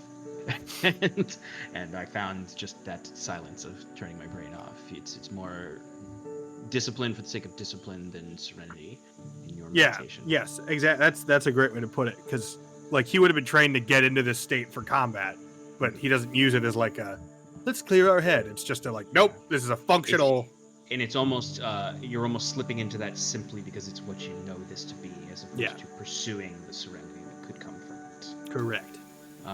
Scarlet, yours is very therapeutic in the sense that you're repeating not your own mantra in your mind, but Timber's mantra to you, to focus, to bring you back from the grief of your brother, as you do concentrate on a mental flame that you keep lit as it is flickering in the wind. But you do find a strange sense of peace today, knowing that there is a bright tomorrow ahead, and many different things that could be there, that are not cruel, that are not sorrowful, and have hopefully less to do with death and destruction. And perhaps you get a quick glimmer of that familiar sight from your vision of a bright flame in a summer dress across a field. You think of your mother. Timber, with that dirty 20, the drip slowly turns into a strong stream for a moment, as your cup overfilleth in your hands, and you feel a sense of calm over you as you drink heartily from the font of Astraeus. You see before you a vision of silhouettes of yourself. One in light, one almost like a mist, and one in shadow. It reminds you of when you first received Inkswell, Kunai, and you fought with the shadow of yourself. You get this brief vision in that same fog-ridden forest of 3 versions of you. Light, dark, and in between. Before you each of you break your meditation as everything returns around you. The sounds of cicadas, the sounds of the cart, sounds of Rocky burping in the distance as he gnaws on some dried meats, and Robert almost gagging at the smell. As the day is before you. What would you all like to do? Okay, that was a good. You guys were quiet. I don't know if you got out of it yet, but No, that was helpful. you guys looked like you were. Cal, you were a little tense, but we'll work on that. We need to get going. Thank you, Timber. This will continue. Cal bows appropriately. You're muted, Sean. So, as I mute myself and you all get ready for the day, the wagon, because the cart was left behind, the wagon is filled up. Those who are staying in the wagon can get in there. The rest of you mount up your horses. You would notice that Embla has actually taken one of the horses from the wagon and is riding it now, knowing that you're kind of going to be moving at a general pace. And you see her standing by the sign by the edge of the road that has at the end of the road that has the three things written on it as you all begin to approach. All right, Rocco, off we go. How long have you been sitting on that one? I just, right now, spur them on. I think that Wiswick's been just like asking you questions that you've just been ignoring. Like I'm just like still going on about magic. Like Kieran was super interested at first because he thought he was going to talk about like the big bad and all that kind of stuff. And then he just starts rambling about his magics and stuff. And he's like, "Oh yes, okay, of course." Right, so the formula, once I figured out that it was conjuring, I saw the similarities in my own formulas and these runes. I think they're horoscopic. Maybe you could assist me on that. I don't know much about the stars. Yes, of course. Horoscopic runes are mostly coincide with conjuration magic. I'm not sure what the reasoning for that is, but perhaps it has something to do with surface knowledge. Do you know anything about the moon? Yes, I'm well versed in the movement of the moons and stars. I assume. Yeah, I'd say you were. Okay. What is your marching order? Huron might pull himself away from Wiswick for a moment to take the lead, and he is looking for... Cal would be there as well. He'll be keeping watch, but he remembers the vision that he received the other night. He's looking for anything that kind of triggers that. When Wiswick, I guess, pulls off after noticing that he's been shafted, and just begins to like chant things that he read that are like in another language that he doesn't really understand, but he's just like saying them from memorization from like when he was studying them. Like he's trying to like make mnemonic devices in his head and stuff like that. Yeah. So he's a little bit farther back. Okay. Would it be possible if I gave Rocky my horse and I can sit in the wagon doing some calligraphy? Very Like mooching off of Wiswick still. Scarlet, give me a quick wisdom check too. 12. Okay. So you're 12. You're like, okay, all right. You've heard of these places, Summerlinden and Coors Creek. Never been there. You're from Oxford, so that's always something important to remember. You know that this is you know that the western side of Oxland is heavily into farming and lumber yards, while where you're from is more of the mining towns. You've never been to this side of Oxland before, having only really spent your time in the lands around Gristram. You may have passed through them, but likely not. If you were trying to head south, you probably went along the lake and the rivers. So these lands are new to you, but you're semi-familiar with the politics of the region due to your time here, just for your reference. All right, so you all are heading out, and you are, I presume, following the road for the day. Mm-hmm. Okay. Yeah, I think Wiswick at some point pulls back forward and says, Karan, which way are we going? Where are we headed now? Are we going straight to Kerdolan? I mean, I see no reason not to, right? The sign pointed towards Kerdolan, and towards Kerdolan we will go. It is Okay. Iluvania's will. It's I mean, also you're the one who mine. can I see would the very much future, love to be so- in a city again.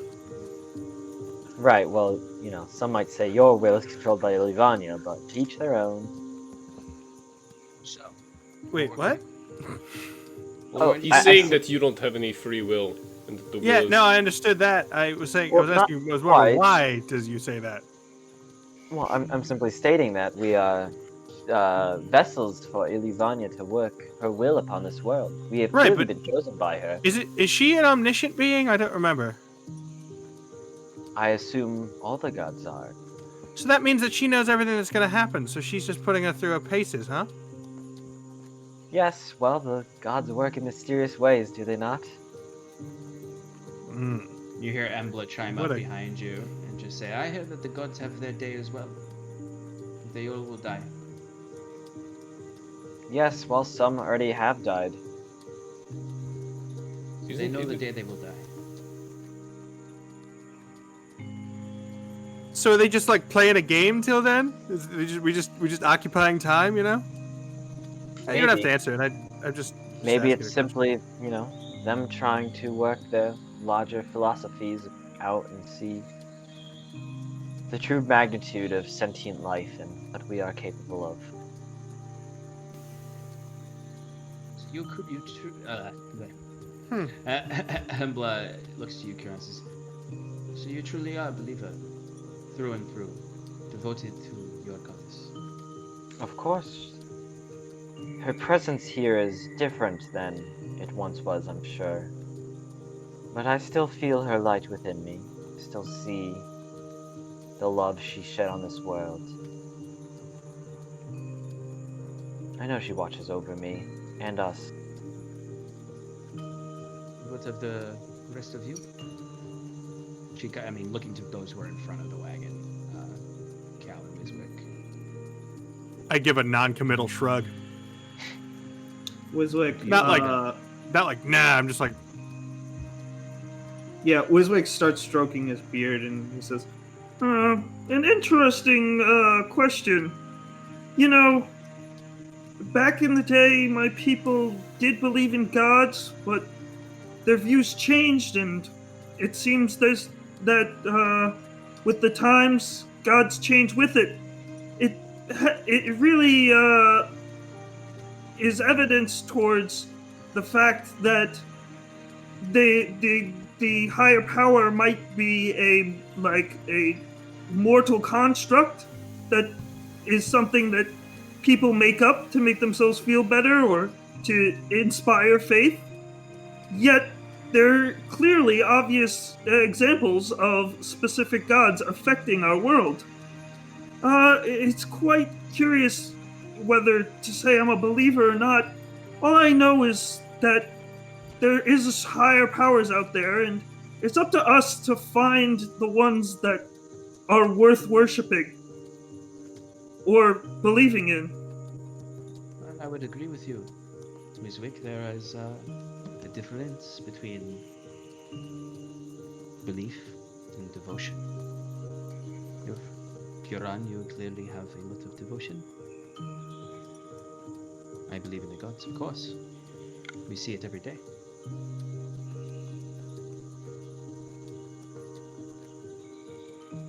I can tell you that I'm in search of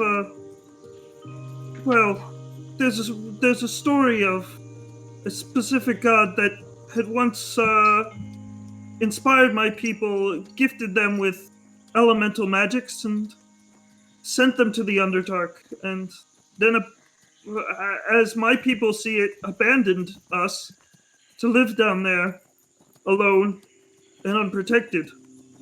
Whether this was an act of like a blessing or a curse, different people just like disagree, but I believe that if I find out more about this omniscient being, maybe I can really find clues as to how my people came to be and how I can make their lives better. I did not. Stefan. Always one. Always one has to happen. Well, Embla will look to you, Wiswick, and Cal. You would notice. Everyone would notice that she kind of is a bit wistful today. She is wearing her half plate. She does look like she's on the road to protect herself. She grips at the sword. Oh, we lost him entirely. Okay. You know what, folks? There he is. Nope, no, he's not. Or not. There he's Oh, gone. there he is. Hey, buddy. Hey. Hey guys, how's it going? Embla grips her sword and then swings at me, and now we take a break. Ah! Embla will look at you and say, back in the Gwyn Empire, we honored the remnants and we honored the conservators. We feared the chained. We cannot say we know much about this god you speak of. We knew of Ilyuvania, we honored the dead as well. But chief amongst our devotion goes to Adria, of course. Lawmaster, the Spear Maiden. For none of us would be here without her. At least that is what my mother used to tell me. Correct me if Was I'm all mistaken. of our... I was going to say, she was the one that finally defeated the Wayward One, correct? So some of the stories go. At least that she was pivotal in his defeats. I find the histories always refrain from mentioning how much of a collaboration the defeated evil is. Of course. Can Wiswick just try and flex his book smarts and like quote some passage about the Spear Maiden right now? Give me a religion check. Yes. All right, 8 plus 11 is 19. Can Kieran counter that with some actual religion check? Go ahead and give me a religion check. Oh my god, it's a god off. Battle of the gods. Some might say a godsmack. Can Cal sit there looking nonplussed while this happens? I imagine So- that's exactly what's happening with Cal. So of course Wiswick's gonna start talking Not with confused, that 19, just bored. Yeah. with that 19, and then Kieran's gonna butt in somewhere with a 25 for a religion check. And be like, actually, the Godsmack was in 1004. Second age calendar 12. I thought you were just According going to- to like say the next line of the scripture that I was quoting, and then I would have given you a high five. But if you're gonna rub it in my face, So, Wiswick, I would say that the scripture you mentioned, is you talk about what you dig deep for some esoteric knowledge of the Spear Maiden, and you say to her, unless you had something prepared, but you Did you talk know about- that she had 2 left toes? No. I will say what you said. Although I'll allow you to say that after Kieran butts in to try to just be Wiswick. No, I'd say you can, if you want, and you can say it how you want to say it, but I'll say the knowledge that comes to your mind is that the stories say that she left the material plane and sits atop her throne in the astral sea, atop the celestial peaks of the great star tree constellation tree known as Magmel.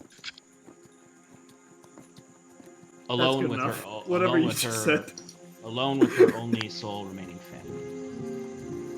Kiran, I'll allow you to butt in, saying that some of the legends in Elysia, which are more directly historical than most references elsewhere, speak that the rumors say, and only the closest to the Undying Queen have heard this potentially. So it's definitely through several grapevines that you heard this, that Adria was the sister of the Wayward One. Yes, that's all correct, Wiswick. Heard it through the grapevine. But there's tales in Elysia, rumors really, from the mouth of the seers of Ayla, that the Spear Maiden was actually the sister of the Wayward One. It's interesting. And he kind of looks to Scarlet, and just thinks of Reese. And then he goes, interesting family matters, isn't it? And you spend the afternoon discussing religion and philosophy. Huzzah! As Kiran's as happy as a button. unless there's anything anyone would particularly like to do, this day does go without much trouble. As you're just passing on the road, you do not see many travelers at all. You would notice in the distance the farms start to appear. You start to see, loose forests and fields start to give way to picket wooden fences and the slow-growing seedlings of the summer harvest as they are beginning to grow into their more mature phase, as it is the middle of the summer, really, at this point. It is quite a hot day. It's really getting up there into the 80s. And as you're traveling through, is there anything anyone would like to do before we move on to the next day? I would like to loosen the top tie of my shirt. I would have made sure before we started moving to put away my red cloak and put on my tattered black one. Wiswick's going to distribute some items that he meant to give away to people. He's gonna hand the movable rod back to Timber because he showed some interest in it. And I don't know if I did this or not, but I was meaning to give Robert my staff with the skull on top. It was a magic item. Oh, the repulsing staff? Yes, the repulsing staff. And So I tell him, like, If you want, I can teach you how to attune to it tonight, or you could just use it because it's pretty rad, right? It's so cool. You could use it when you're walking, like it's a good walking stick. Is that a real skull? No, of course not. Why would I give you a real human skull? it's definitely a real. It is. 100% a real skull. Oh, it's so lifelike. Thanks, I guess. Hey, that thing might save your life one day. In fact, you could probably use it for your training. Okay. I'll check with Mr. Cal. Walks up to Cal. Wiswick gave this to me, and I don't know where he got it, but I feel like I should give it to Just throw you. it out. It's magic. Just throw it out. Okay, so the day largely passes with just traveling along the road as you find a place to camp out for the evening. I'm sorry, I forgot. I meant to send another sending to Valen. Real quick, he would have inquired, oh, sorry to hear you had to leave so soon. What happened down in Untitled, and then that we are heading to Cairdolan. Okay. Valen would respond. Hugs and kisses, Kira. Valen would respond. Oh, wait. I will inform the general that you are going to Geldolin to see if he has any way of assisting you. All I know is that we are heading to Tasaka in northern Honduras. We are starting there. What I have heard is that I do not know too much. The general is keeping it close to his chest, but there is some dispute over land happening. It got a bit violent, and there are other rumors that we are addressing. There's not much I can say. All I know is that he has told me to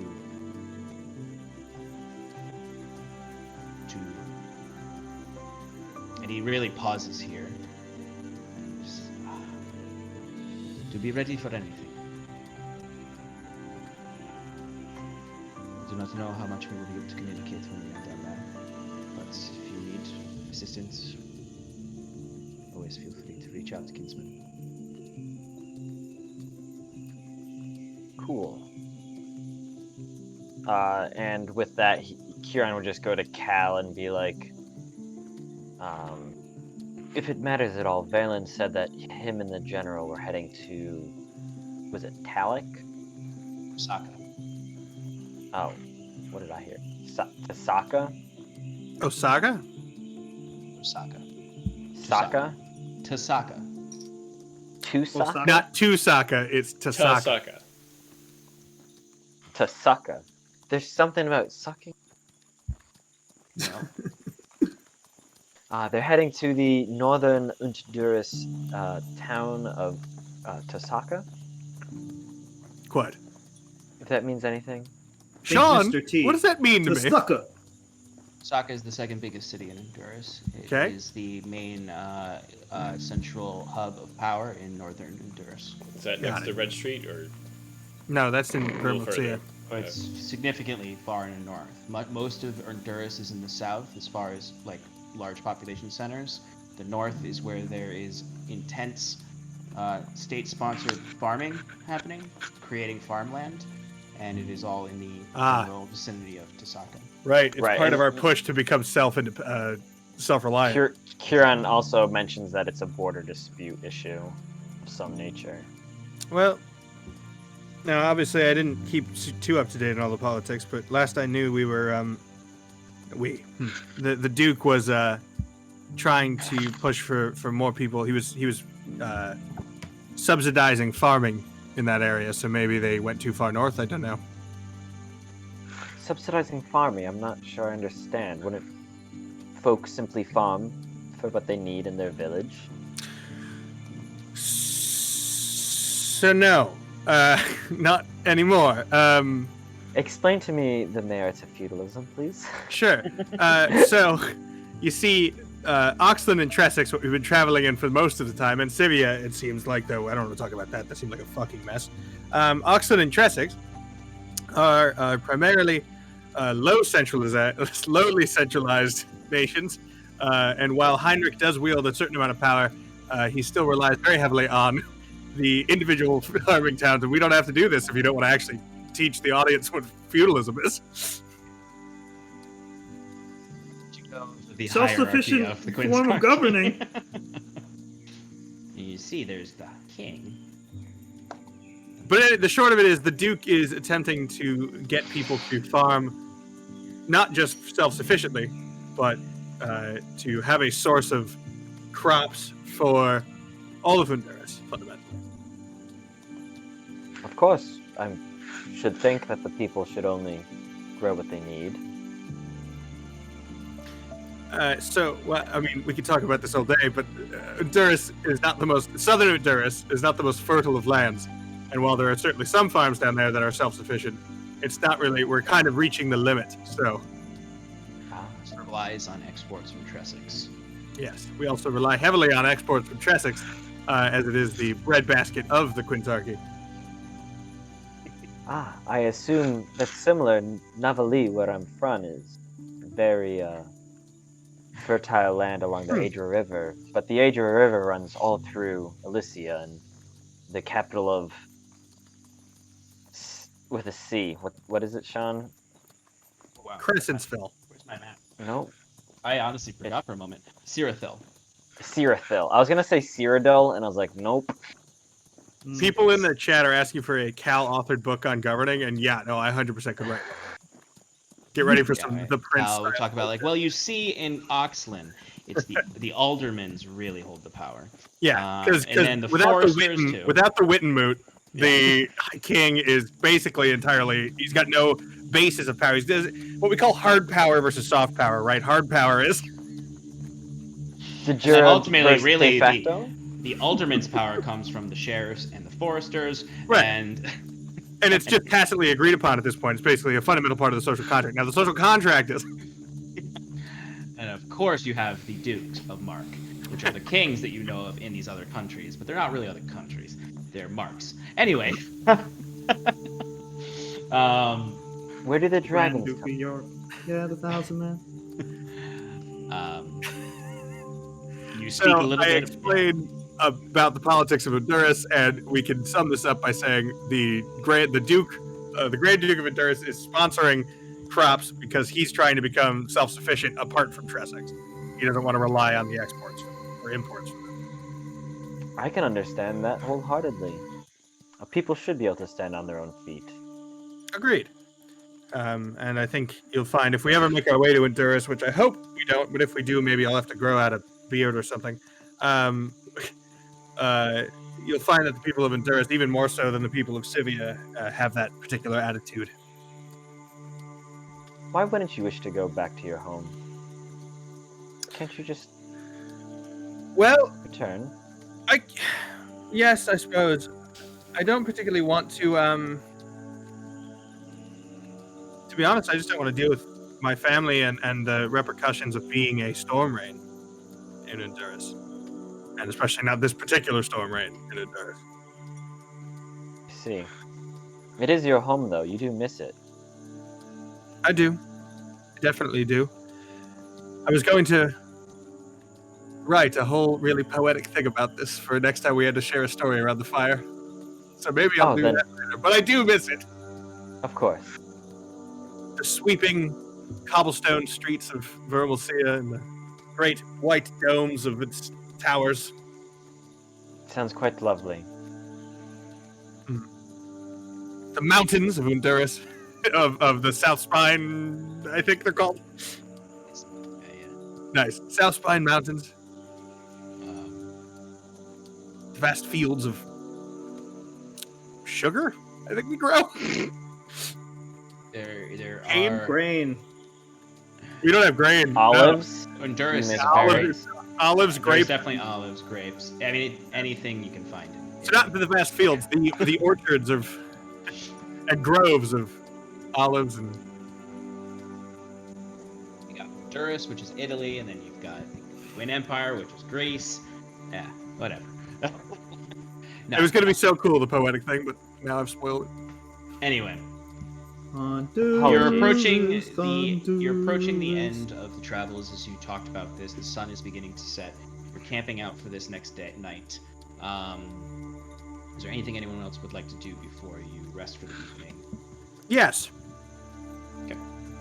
If the sun's still up, right, if I think we have enough time, I would turn around and finish, currying my horse, and I would go to Embla and say, Embla, I'm in the mood for some activity. Would you care to spar now?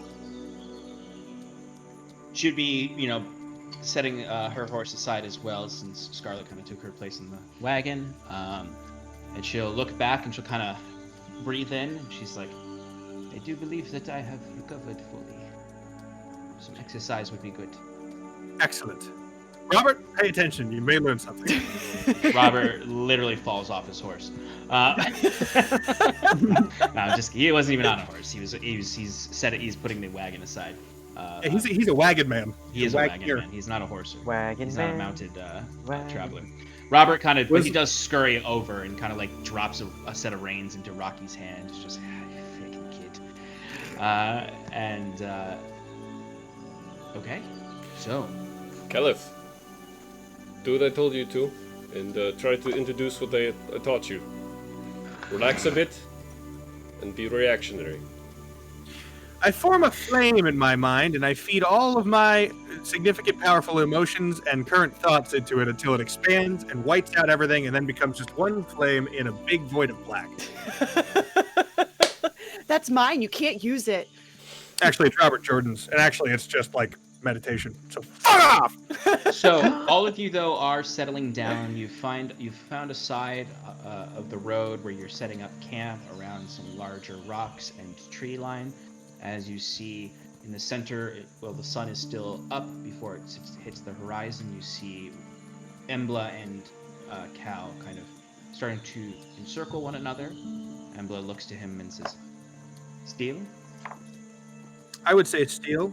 No blood from the torso. Avoid the wrists. Fair. As you see her draw the sword, the well-decorated sword of her mother, and you see her don a lower stance, blade down low.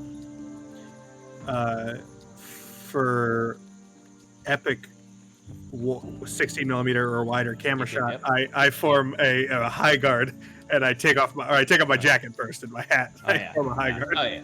Yeah. And you see Cal take on a high guard.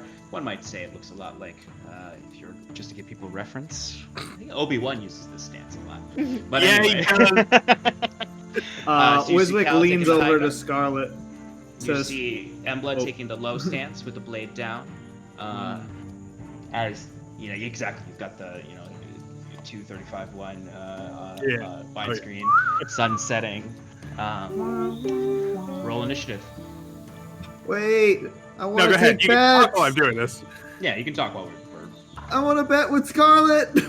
No, go ahead. Talk. Yeah, go ahead and talk on the side as you see this. All of you kind of like this is just happening very like oddly, like randomly. Like you all. I mean, Cal's spoken to her, and some of you've seen her talking with Robert, but you've only ever seen Embla kind of holding back and kind of protecting herself and not really engaging in fighting that often.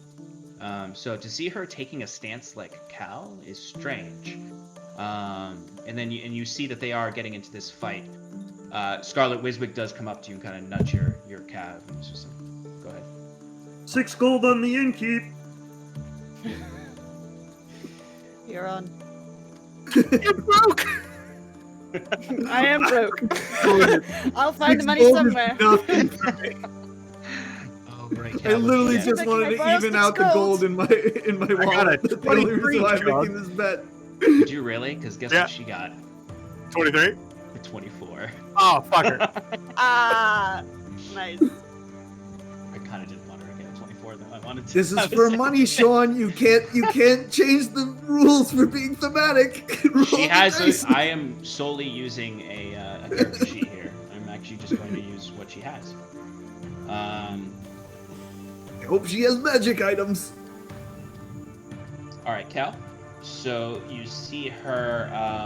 You see some familiar, quick footwork of a trained swordsman as she comes towards you for a strike or for 2 strikes.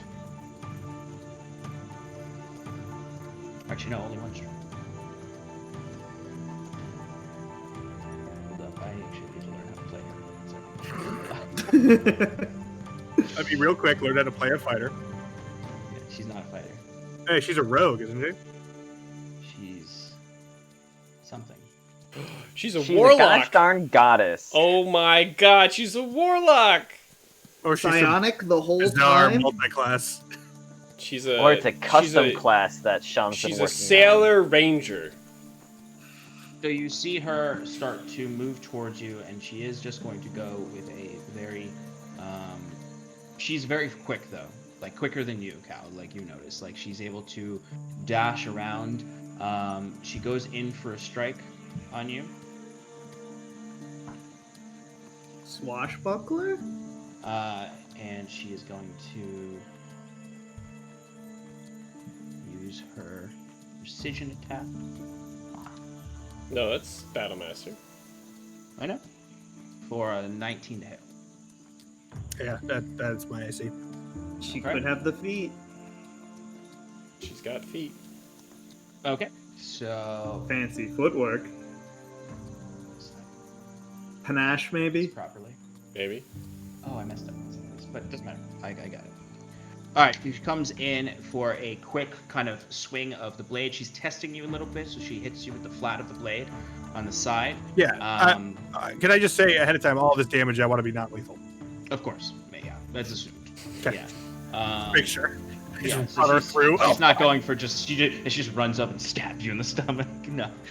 It's very much like fencing where it's hitting you to just hit you.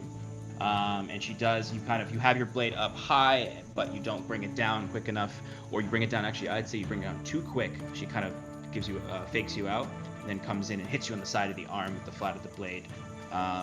We're not going to go with like actual damage for this. I think we'll just go for like a just we'll count hits essentially. Okay. All right. So she does that quickly, and you can see that quick footwork. She hits you on the side of your arm. You kind of shocked for a moment, just that like your reflexes were right, but like you didn't expect her to fake you out in that way. And then you see her quickly disengage from you with a bonus action. Her footwork brings her back 10 feet away from you, and she brings her blade back down into that lower stance. Got it. All right, I follow and give her a high feint to try and draw her sword up, and then a quick 2 stabs at the ankles. Go for it. Wow, rolling 18s today. That's actually something higher than 18. Hang on. It's a 26. 26 hits, for sure. Okay. And then my second one. She 100% falls for your feint, and she does bring the blade up to try to stop you, and tries to go for a counter, but you block it, or you hit her with your speed, and then you go for the second attack. And what is the roll? 23. Both hit. All right, so you've hit her twice. She's hit you once, and as she I want to smirk and like pump an eyebrow at her. Oh yeah, absolutely. Like she brings her blade up, but you've feinted it and you've dodged out of the way, and you bring and hit. You smack the side of her ankle with the flat of your blade, and she kind of looks at you and smirks as you smirk at her, and she is about to bring the blade down for a counterattack, but you quickly take a step back, twirl your blade around, and smack the other ankle with the side as she smirks at you as you kind of do a few steps backwards, but not out of range. All right.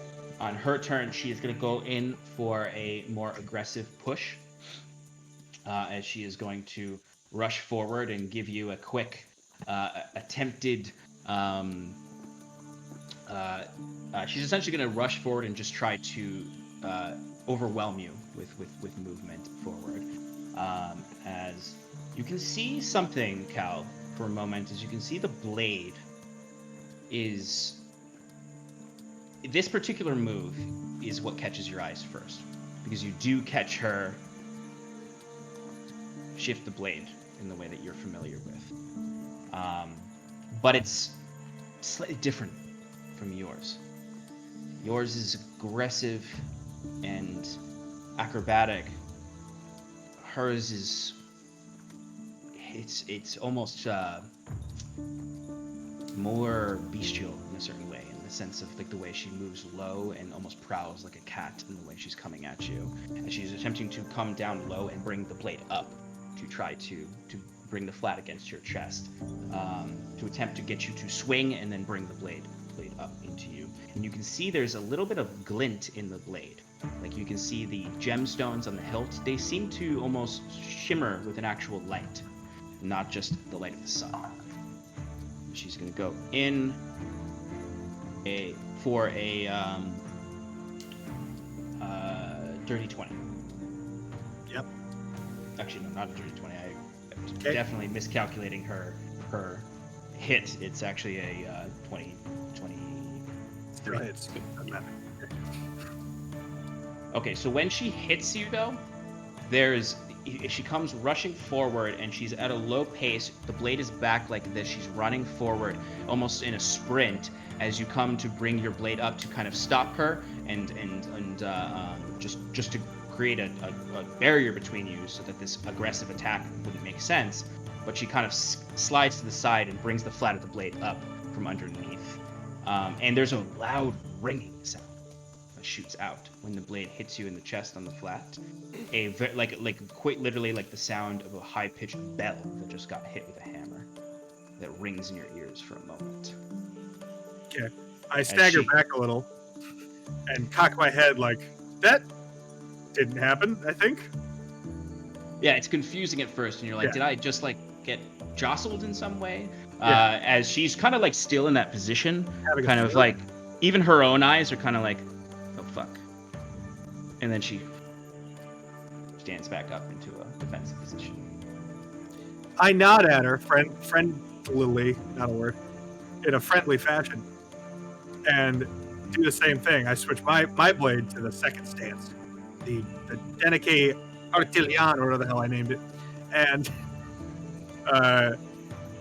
then just do some high speed, high velocity attacks from every direction possible. Yep, go for it. Yeah, fucking 20 to hit, dirty. Dirty 20 does hit. 26 again. It's my fourth 18 of the night. Okay. So, interesting thing though that happens with each of these though is that she is standing there kind of very cavalier. Like her blade is still behind her arm. She's not in a position defensively. You come up and she's not expecting your speed at this point. She's expecting that she's turned the upper hand. She's got this thing that's above you, but then you reverse it, come rushing forward, and she does attempt to parry it very nonchalantly. And it does skid on your blade, but you still find purchase, but that ringing sound happens again when your blades meet, and just a... And then the second time, the same thing happens. She attempts to block it, but it doesn't quite hit. She doesn't quite block it, and you hit her, and it rings out. And she does stumble back at this point, because you haven't got more hits on her at this point. I action surge, and I keep up the pressure. Go for it. I'm gonna go for a normal attack, I guess. Yeah, that's fine. That'll fail. It's a 10. And does not hit. Yep. And you see, this is where like your attack here, you're curious more so than you're being strategic, and this is where like you get a full on parry that is just like nothing. Like, I'm trying to draw the sword because I think that's what's making it. Exactly, and as soon as you this happens, kind of like she twists your blade away from you, and your hand goes off like this as you hear this is a different. It's not the bell ringing as much as it's just sort of like a cascading chorus almost that comes off of the blades hitting each other. That's almost like violin music, but in a metal metallic way. So I follow the spin of that, right? So she twists my blade off. I follow into it and use a disarming strike. Basically, I go for the sword out of her hand. Excellent. All right, go for it. I think I had this to damage. Yeah, I think you do.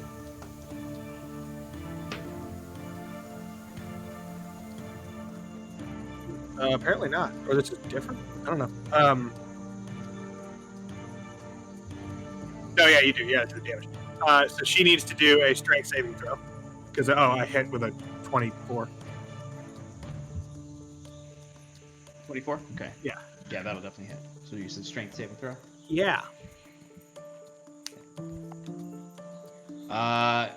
That is a 10. No. There's a 16 DC. So I disarm her and use my free action to catch the blade. So I have it in my offhand. Give me a quick dexterity check for that. Or you could do acrobatics or athletics.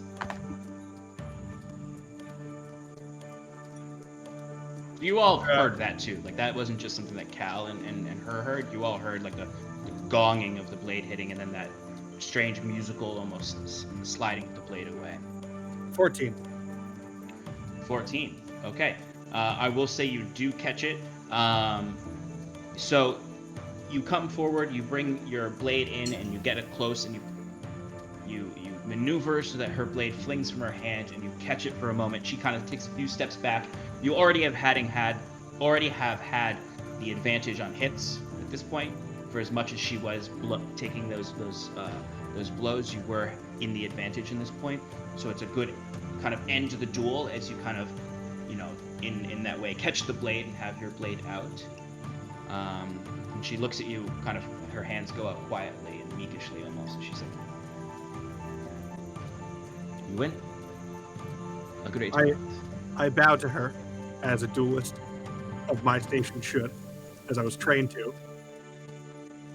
by my swordmaster, and then I examined her blade to see if it's like what's going on here, if this is like the way it's made, or if this is some kind of crazy magical.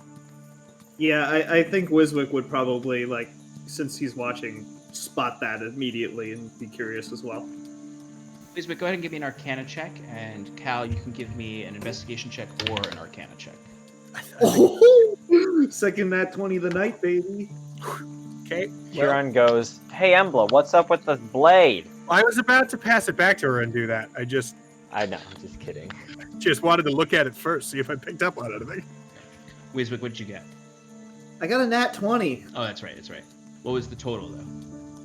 Oh, hold on, I didn't check Probably because like it was a 30. nat 20. How about a 31? Does that feel good for you? It's certainly magical, in the sense, but you're uncertain if the magic is the blade or if it's Embla. So, yeah, I mean, I can't yell at her if she's a blade singer, that she didn't cast haste. Or she's a warlock. That was targeted towards you, Sean. I wanted to. Sean, with my 5 investigation, I learned nothing. It's very beautiful blade. Sword. Yeah. It's a very beautiful sword, and you kind of look at it, and it doesn't have any. Like, I'll say at the very least, it doesn't feel any different from another sword. There's no energy coming from it. You look perplexed at it, uncertain, and then look back to her, and I'm assuming you sent the blade back to her. Yes, I do. And kind of out of breath a little bit, she'll take the blade and give you a very similar bow to you before sheathing it. That sword is incredible. What were those sounds? What's it made out of to make that?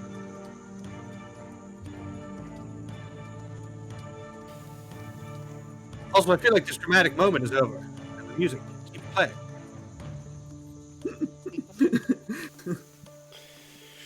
Yo, what was causing that booming blade?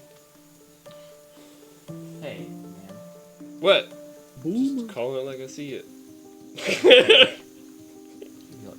All you We're all just guessing. meta gamers. Sorry.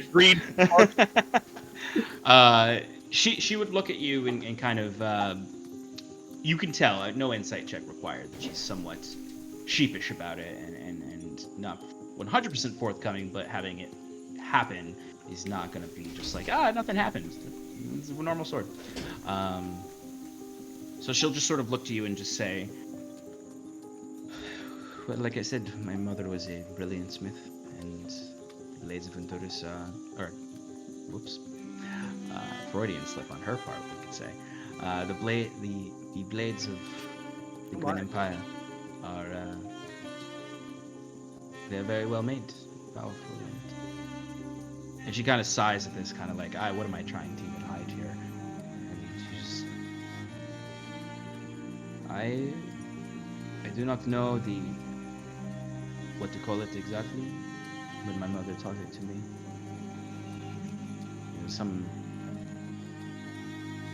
Sean, out of character, looks towards Clayton, and there's a certain music being played.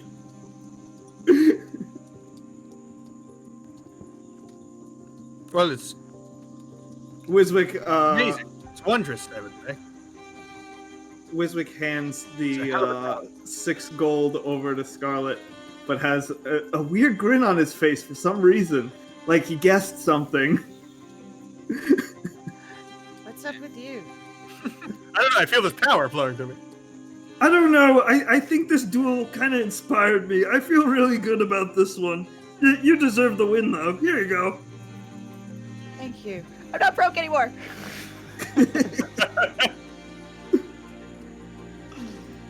And she looks to you, Cal, and kind of in the same way you said to Timber a while back. She just says, I wasn't supposed to use that. Well, no worries. You're among friends here, I'd say, throwing an arm around her shoulder in a companionable way. And taking her over to get a drink of water. Yeah. Healthmaster was a strict believer in hydration. Have you had your eight tankards of water yet today? So, you all, this happens sort of as the sun is setting. You all find respite for this evening. And what we're going to do is move ahead a little bit, day-wise, because it is a long journey. And mostly not much is going to happen on the road for a little while. So you spend the next 2 days traveling on the road. Quiet. You see maybe one cart during your journey, heading towards Tressex. Just a simple. You see a dwarf driving the cart. There are several crates in the back. You see they're labeled, grain or you see one that says gems, and then you see several cages in the back. Whoever's in the front of the line would unmistakably see several animals in these cages. As this is a fairly large cart, 2 horses drawing it with a dwarf in the front. He has a big blonde beard with gray around the chin. He's got Clayton's beard,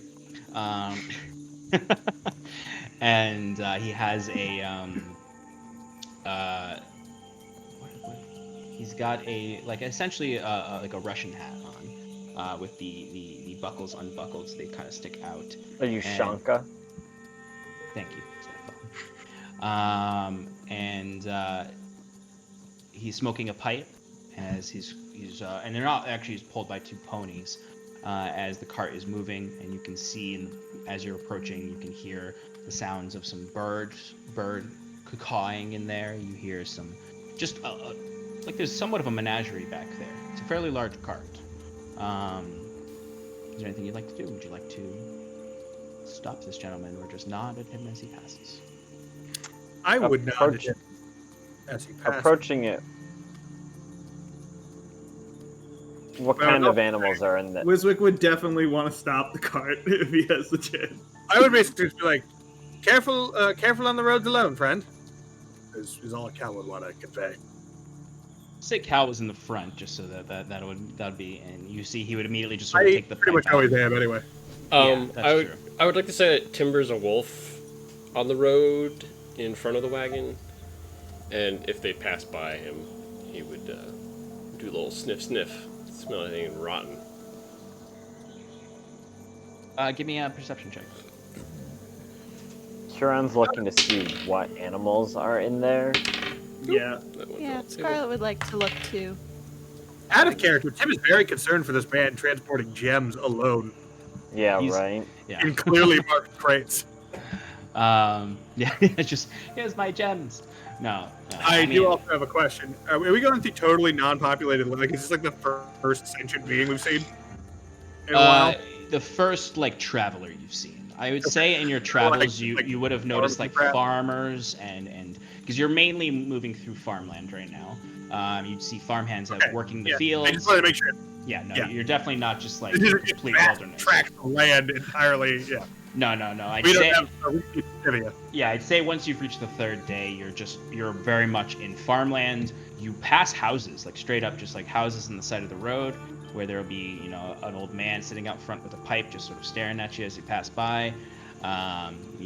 Farmhands moving to their day labor.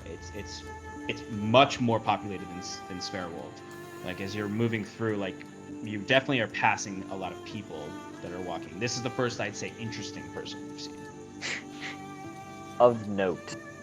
I just needed to know if Cal was going to have another problem. Where the fuck is everybody? Yeah.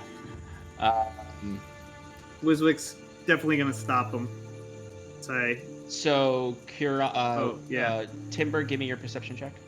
22. 22.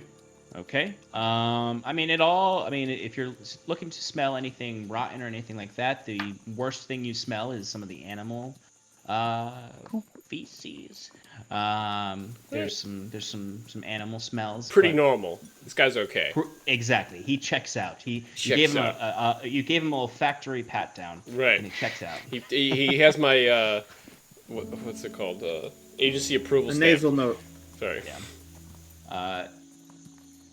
Kieran, give me a perception check. You give me perception check. Okay. 30. 3. Wiswick just wants to ask about the animals. He doesn't even want to sneak it or anything. Right. So you would see this dwarf has a strange set of animals. You see a very majestic-looking white owl that has kind of a horned owl that has a long flowing tail behind it that is slightly peculiar for an owl in the sense that it is long and has these 2 large feathers that come off of it. You see he has a few tanks that have one. You can see there are several what look like brightly colored frogs in it. And then you see one that has an animal that you don't know what it is, but it has these kind of protruding eyes on the side that seem to move independently, and it seems to have this green skin that kind of shifts to a brown as it stands on a branch. It's a chameleon. It's a what? It's a chameleon. Come. You see a I was looking more for a chameleonaire joke, but okay. You see We're not all as clever as you. Yeah. Let us DM speak. You see a red-furred squirrel kind of darting all over its cage at hyper-fast speeds. And then you see kind of sitting in the back, not in a cage, but you see a dog that is reminiscent of a husky. And then you see sort of not in a cage or anything, kind of like sitting lazily in the back amongst some sacks of grain. Is you see a where'd it go? My notes go. An orange-furred marmot. Oh wow. I think we need a mascot. Yeah, whose day is it? And then, of course, you see there's also a long slithering snake in one of the tanks. Of course I see. Can I look at the puppy? Yes, it's not a puppy. It's an adult dog, and it's just sort of sitting in the back with its tongue All hanging dogs. out as the cart is moving. As Cal passes and says what he says, and he pulls the pipe out and kind of just nods it towards him as you all are kind of gaping at the carts, except for Timber, who's sniffing. Timber, you would notice the dog kind of like rushes to the side and peeks over, seeing you. Kind of barks at you a few times. Not interested.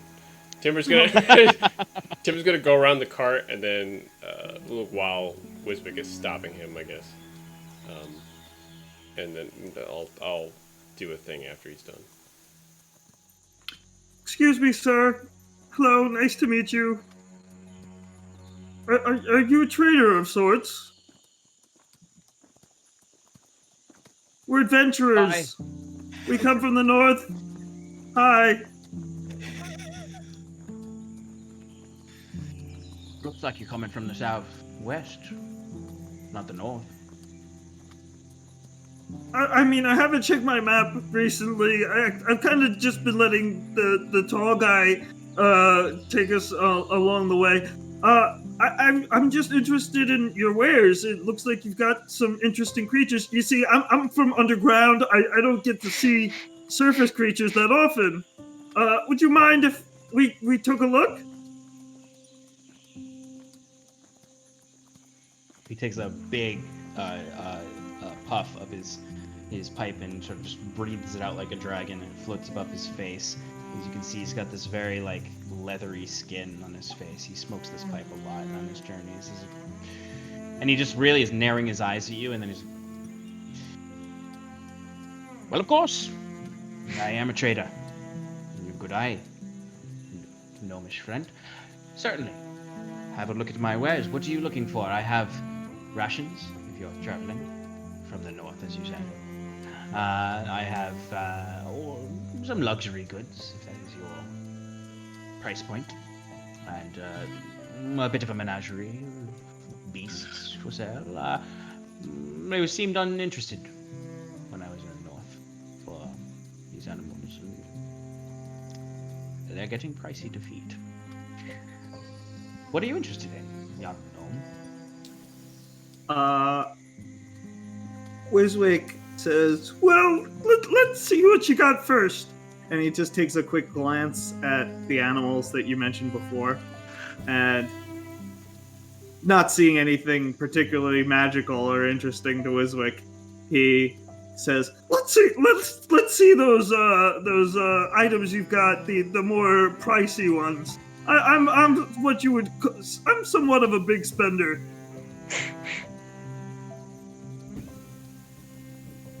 Well, I'm coming from Grisham, so I have plenty of gems, plenty of unrefined and refined ore, if you're interested in that. If you're a Just smith. some loose ore. I've got loose ore. I sell it by a handful. I sell think- ore by how much you can fit in your arms. No, he says, no, I've got several precious gems and some metals from the Grisham area. I've got some day-to-day necessities, and of course, some tobacco from the eastern Trossachs that I stopped in.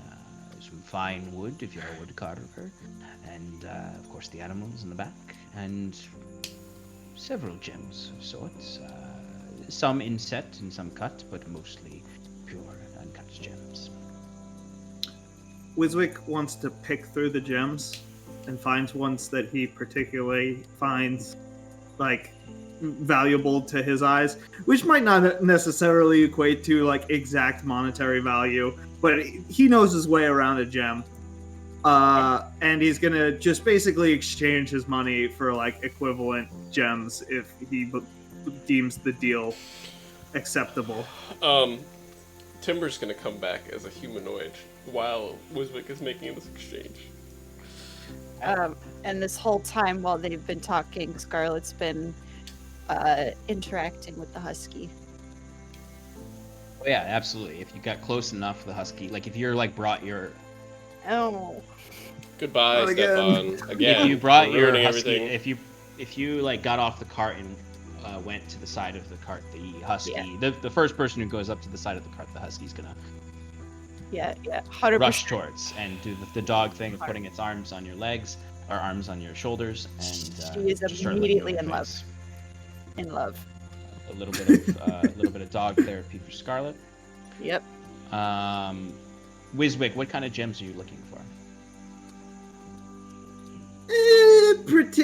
Nothing in particular, just really what catches the eye. Like any, I would imagine he would probably go for something that's more of the cut variety. He doesn't want to put through the effort of like cutting the gem and everything like that, but he's definitely looking for quality goods. Anything that the guy particularly has, it could be like a garnet or a sapphire. Pretty much looking for anything that's not red, just so he can mix up his repertoire, because most of the stuff he's wearing right now is red. You could absolutely find. You can find. He has some emeralds. He has some sapphires, some garnets. He has some jade as well. Some rose quartz. You see a few diamonds in there. You see some pearls in there. Diamonds. Yep. Kira, diamonds. It's you can see that like it's clearly like an aggregate gems. So like there's a lot of them, but they're very small.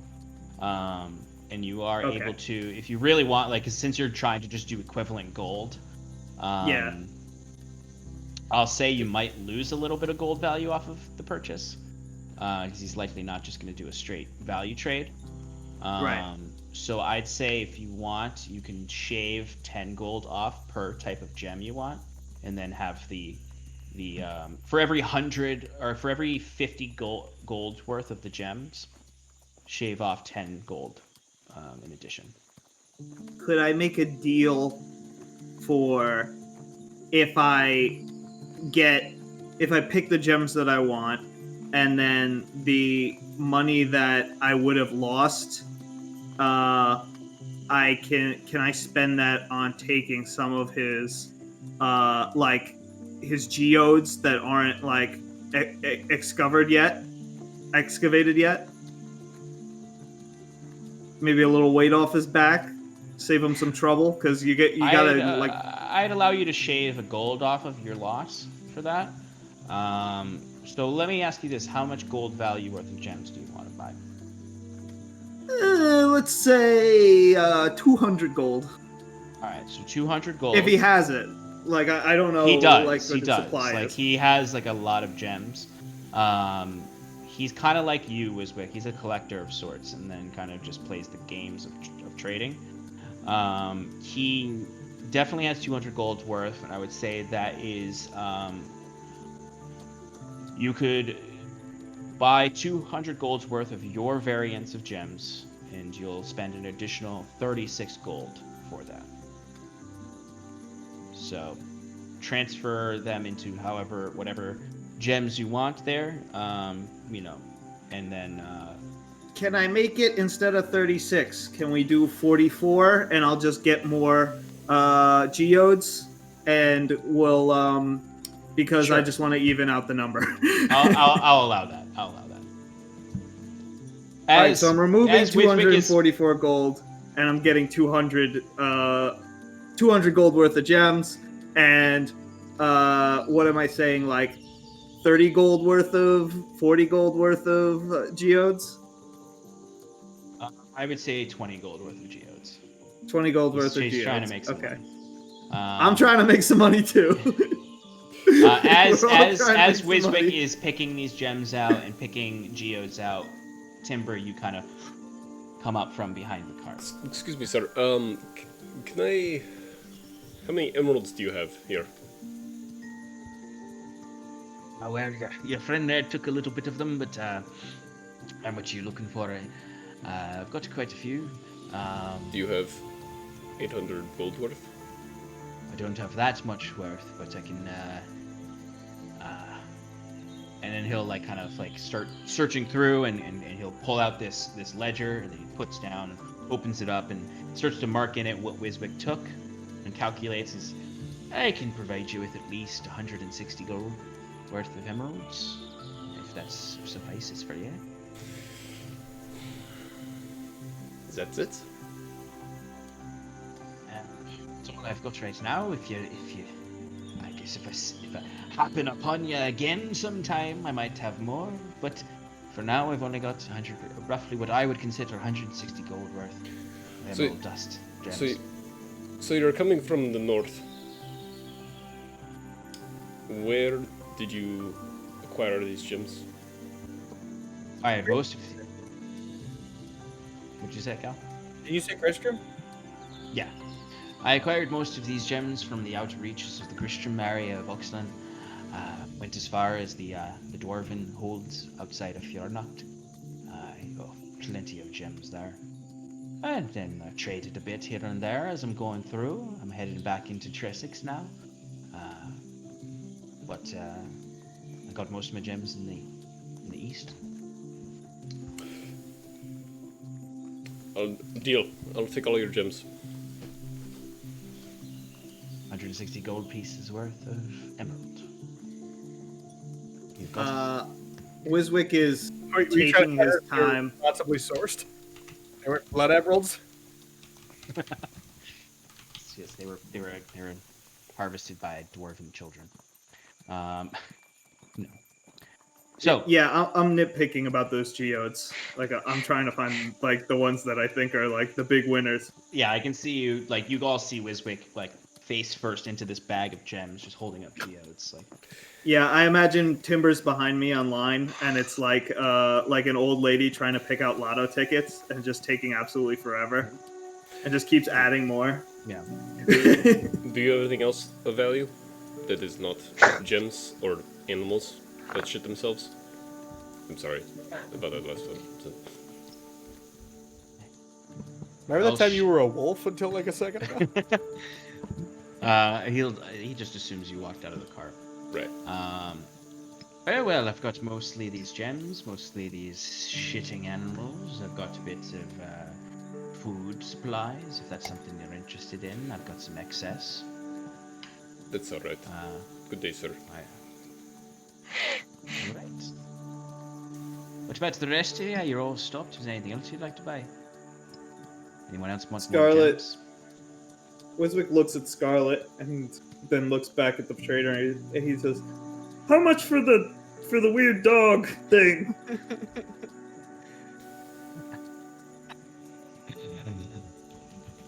You want to take I'm just like I like put the dog Balto? in there and I was like, oh no, I probably shouldn't have a dog in there. They're gonna buy the dog.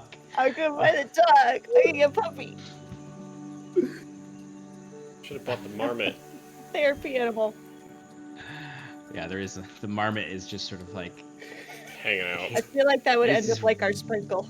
it's really the marmot is just hanging out there. It's just like you guys are digging through the cart and like you see the owl kind of screeching, and then you see like the snake is like hissing from its tank, but the marmot is just sort of laying back lazily. I really imagine he's like really fat too. Oh yes, And yeah. just like loving life. Like he didn't realize that the marmot got into the food supply. That's just been eating food nonstop as it's just sort of like squeaking there, like hands on its belly. But as you say that, he does say,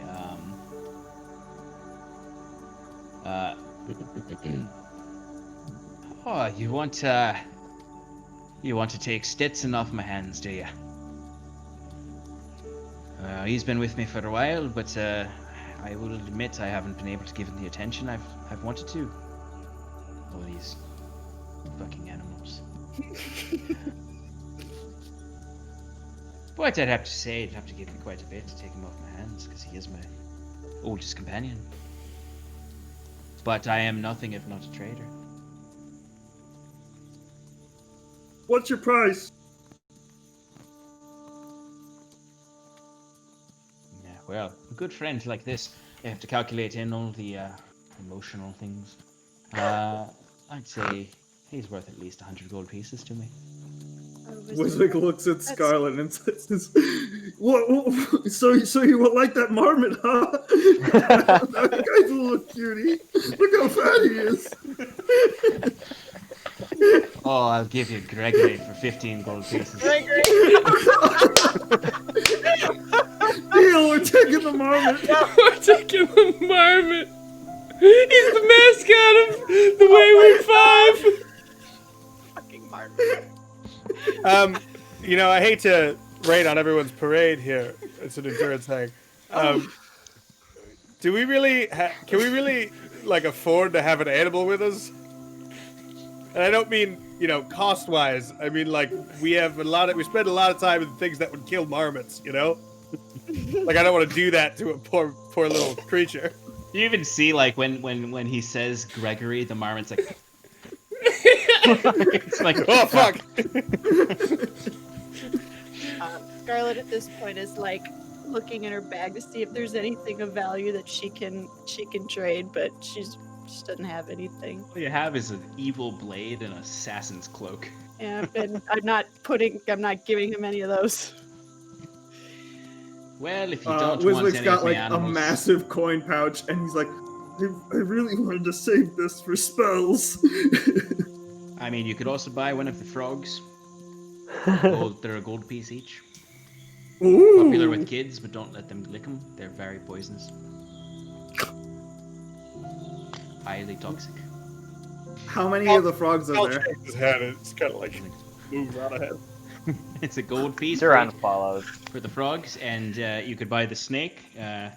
He's about 20 The gold snake's pieces. gonna eat the frogs. Why would I do that?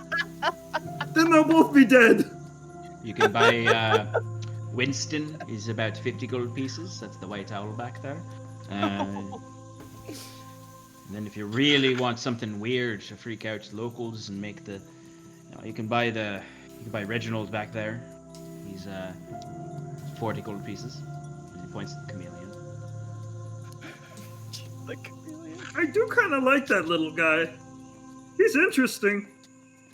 Is his skin magic? It's kind of like mine. And I show my arm, and you can see that I have my Snurfneblin magic causing it to glimmer in the reflection of the light. Sort of. I'd never seen him cast a spell, but he's always fucking hard to find if he gets out. But do you want to buy something, or are you going? You've already got some gems. Would you like any animals Well, thank you for or more gems? Thank you for letting us interact with them. It did me some good to interact, and just thank you. Stetson gives you one last lick. Hey, Kieran, didn't you say you wanted diamonds? I don't think I ever said anything of the sort. What need do I have of precious gems? I've got plenty. Don't you worry. I never do. Ilyuvanya has my back. If there's anything I ever need, she will provide it. Wiswick is going to waste time. He's literally just going to start drawing some of the animals in the back, taking quick sketches and writing about them. And he's just hold on, let me see it a little longer. I haven't made a decision yet. Cal and Kieran are standing 20 yards ahead of the group. Their horses facing them I swear to Christ, if one of them buys a fucking... I swear to the Everflame, if one of them buys a fucking frog, I'm going to be so fucking angry. Remember, animal companionship does well for morale, and our troop, if you could call it that, is Yeah, well, I we would say hit some low troop, but with points. a U. Troop with Yes. a U. Yes, of course. Like an entertaining troop. Yeah. No, Calith, do you think it might be a good idea to actually buy a little one for Robert to take care of as a training for responsibility? Oh my god. No. No, he already takes care of the horses. Well, you know. Did you have a pet when you grew I would up, say when Cal? you- Why are you all up here now? Are we leaving? I would say you Now that do Fizz is notice here. Robert. You do notice Robert looking at those frogs. He can buy one if he wants. It's his fucking money. I pay him. That's true. So the rest of the group returns to Kieran and Cal and Timber as the cart starts to move away. You see Robert has bought a frog. It is bright yellow. It's in a little wooden cage, and he's just looking at it like, have you ever seen one of these? Have we? Yes. You've seen We just did. Wiswick's excited. He likes it. What, Just does it have remember, a don't name? lick it. Don't let it into any of your food. It's highly toxic, as the dwarf said. Yeah, maybe you want to name it after one of those cookies we had before. So, you continue moving on through the day. But, like I said, we're going to move ahead a little bit, and you reach a certain point in the day when it starts to, or a certain day, I'd say about 3 days into this journey, this 2-week journey, you reach a point where you do the forestry around you starting to get a little bit thicker. They're very young trees, though. This is an area where you can tell there is reforestation happening. As you can see, some of the farmland recedes, and it's a bit more wild. But Cal, you'd particularly notice that this is man-made wilderness. This is not somewhere to feel like there's going to be bears or bandits. This is you presume there's a forester who resides over this land and takes care of it, based on your knowledge of Quintarchian politics. So you don't feel particularly endangered in it. But as you're moving ahead, every now and then you do pass another sign that points forward and has the same names on it. Up ahead, I'd say around midday, let's say 1 o'clock, 3 days into the journey, on the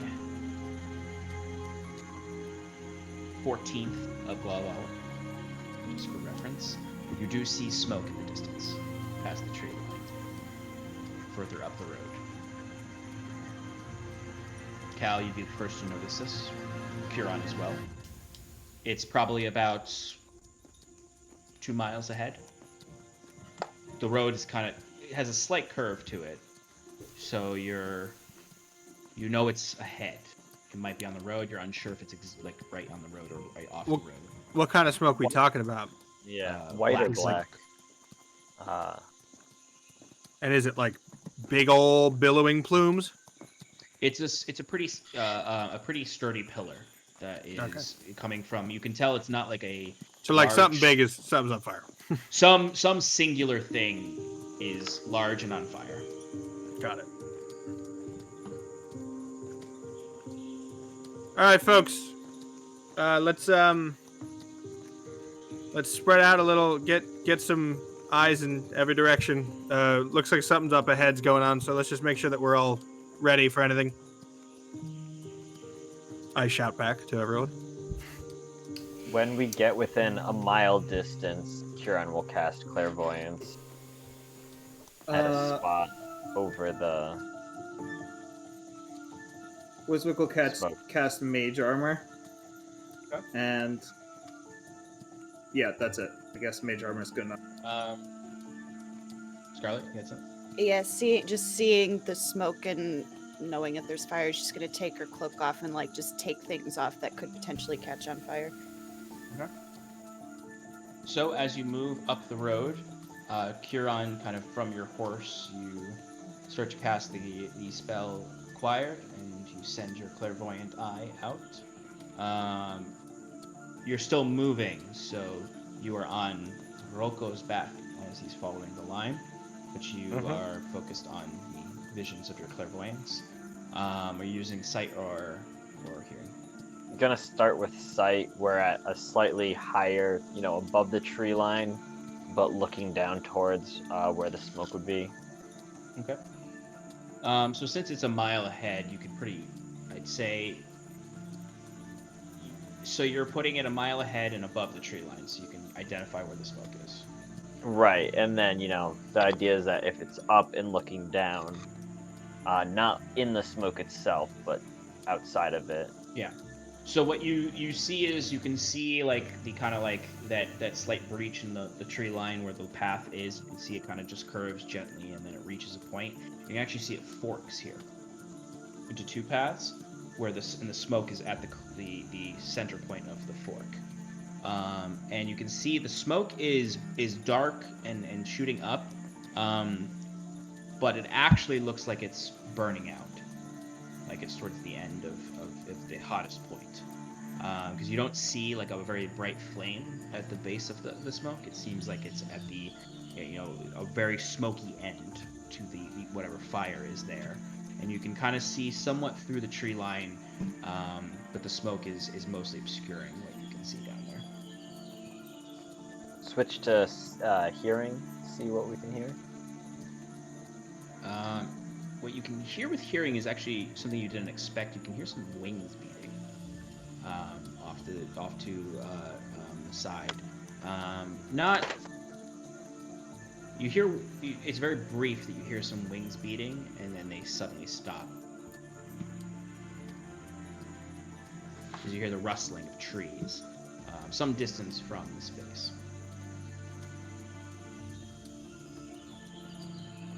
What time of day is it? All right. At this point, it's probably around 2 o'clock.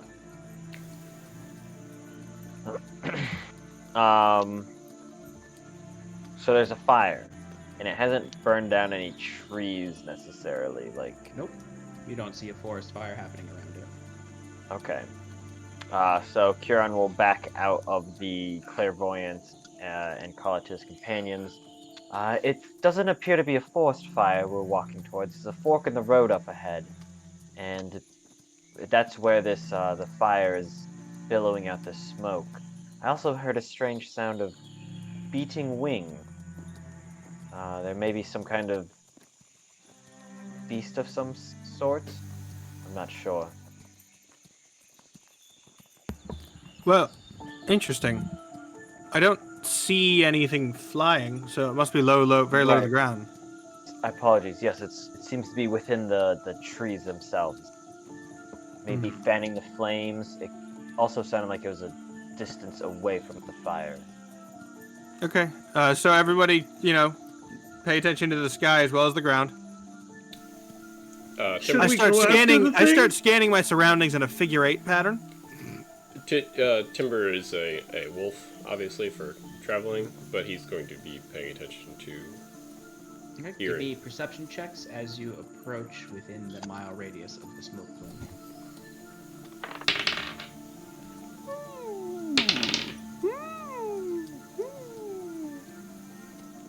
That's And good how are noise. you approaching? Are you just keeping the line and moving ahead, or are you getting off horses, stealthing? What? Timber's gonna be he's gonna be reactionary to what the group's doing, but he's going to try to stealth.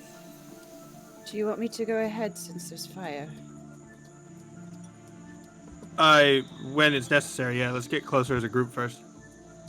Wiswick wants to try and hurry people along. He says, Look, the fire's dwindling. Whatever did this is getting away. We gotta hurry. Well, we don't know that it's a bad thing, this fire. Sometimes controlled burns are healthy for forests, or... We have no Well- idea what it was. Let's just We're move not up. gonna find out We'll until move up unless we cautiously. figure out who's responsible. So here's what I think, Sean, or this is what Cal would do. I would stay on the road until it started. If it was it became apparent that we're about to pass it, or it's on the side of us, Okay. or if it is ahead, then we just run into it. But we're going cautiously, not like stealth, just I would say you'd reach a point where you'd start to be able to smell it. You'd be able to smell the burning. It does smell like a burning of wood, and there's a slight chemical smell to it, as if paint almost was being burned as well. Kind of cluing that this might not be like a forest or burning away a patch of land. I'd say you're about maybe 500 feet from it at this point. The road is very at this point you kind of are curving a little, and you can tell based on the curve that the road is going to meet. And Kieran, the road meets where it's burning, and you can feel as though you're getting close to it at this point. You can see some wisps of smoke moving. You can smell it. What were those perception checks, by the way? That was a 24 on my end. Okay, Kieran. 28. Anyone else? I just rolled a third nat 20. Okay. So I'm on a roll tonight. Okay. Wiswick, you hear beating wings. Kieran, you also do. You look up to the sky and you do not see anything, though. Can I Where does the pinpoint sound the come from? sound? Yeah. The sound is coming from circling around where the smoke plume is. Kieran will take off his glaive and hold it down to the side of Rocco as he continues to kind of march forward in a straight path and calls out slightly quietly, "Whatever that beast is, it's up ahead circling the fire." Yeah, I could hear it too. I think Wiswick is going to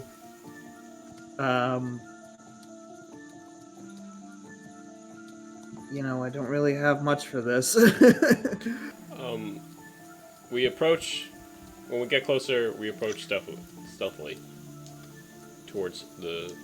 That is, if we are within viewing distance of the fire. So you would definitely know when you're like within you're pretty close distance. The road kind of curves into it, so you'll need to kind of decide before you can actually see the fire, and just know that like the smoke is nearby to start stealthing. Yeah, Um, I think at that point I would get off the horse, Jasper, and I would leave him behind with the cart and start like running up the road. Well, Okay. quietly heading up the road. Let's get a Mr. marching order, Yeah. and if anyone's going ahead. Yeah, let me go first, just in case the fire is too much. I nod at her. All right, so Scarlet's vanguard or skirmishing ahead. What about the rest of you? I'm next up. Wiswick's there too, probably behind Cal. I mean, you guys could be moving forward and kind of like Timber's with cluster together. Kieran, next to Kieran. I was gonna say actually, Kieran's gonna, excuse me, remain on Rocco, and kind of like as his companion start moving up goes, I'll hold up the rear as I'll probably just alert the enemy to our presence, and I'll rush in on Rocco when I have a better idea of what's happening. All right, those who are moving ahead, give me stealth checks. Well, so much for the good rolls.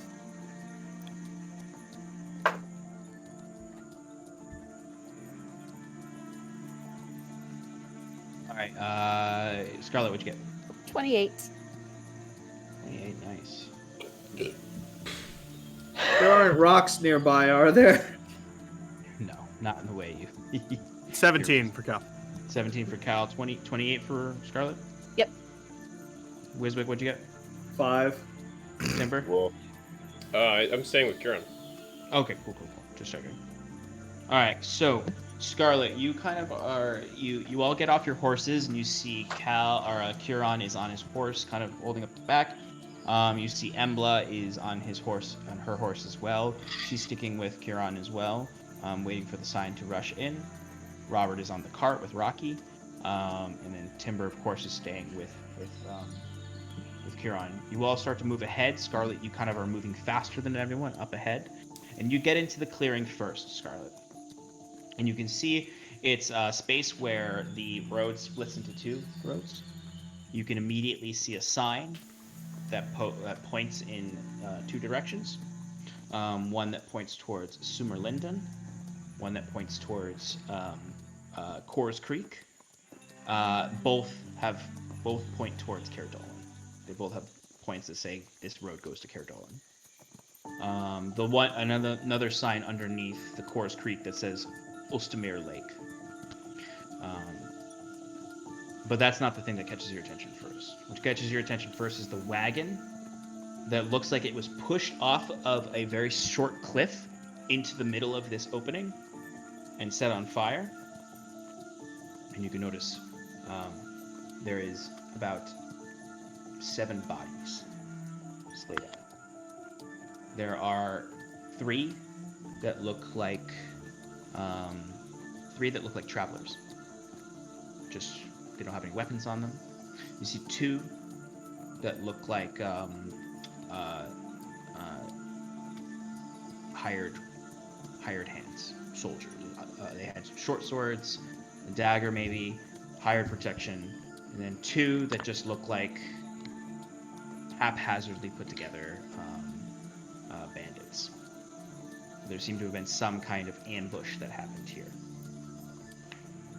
But the fire that is burning, the few flames you can see, are not red.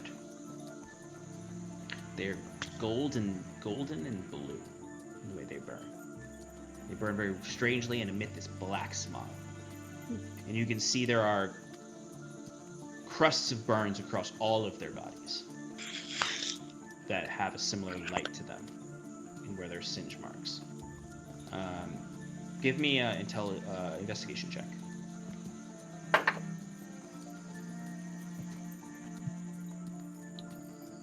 That is a 16. There seems to have been some third party in this.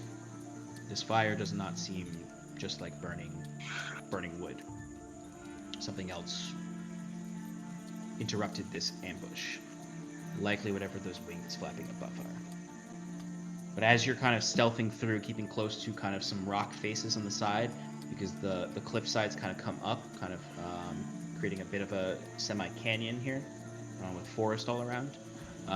You hear Cal slowly creeping up behind you, quietly, and then you hear Wiswick kind of running. You can kind of hear him. Wiswick, hold on. As he kind of like, as you say, hold on, he kind of bumps into Cal. And there's a little bit of a racket that happens as you suddenly hear above kind of a...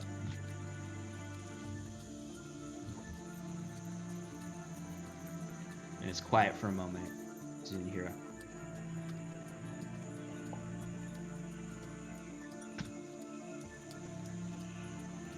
You hear in the distance something landing.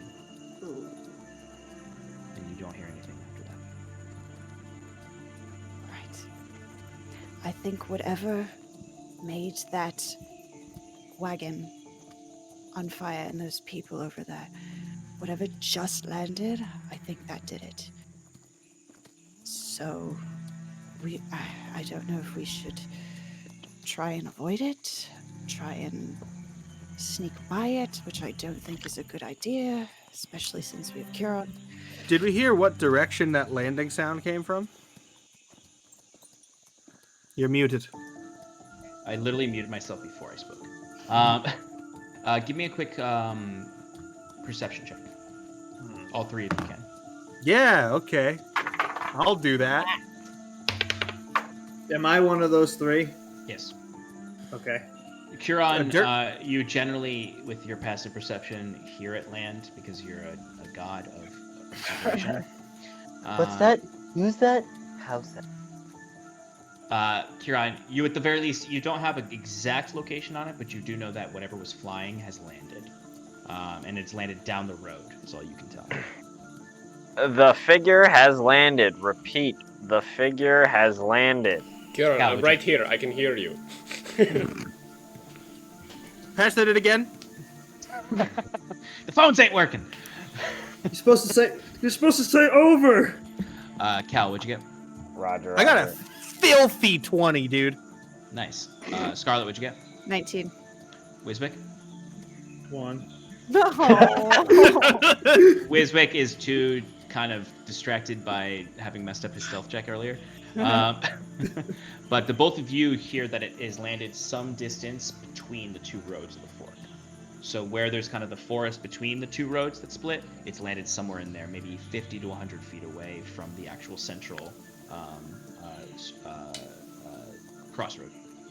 Would I know which way is more direct to go to Caerdolan? No, because you haven't traveled through this path.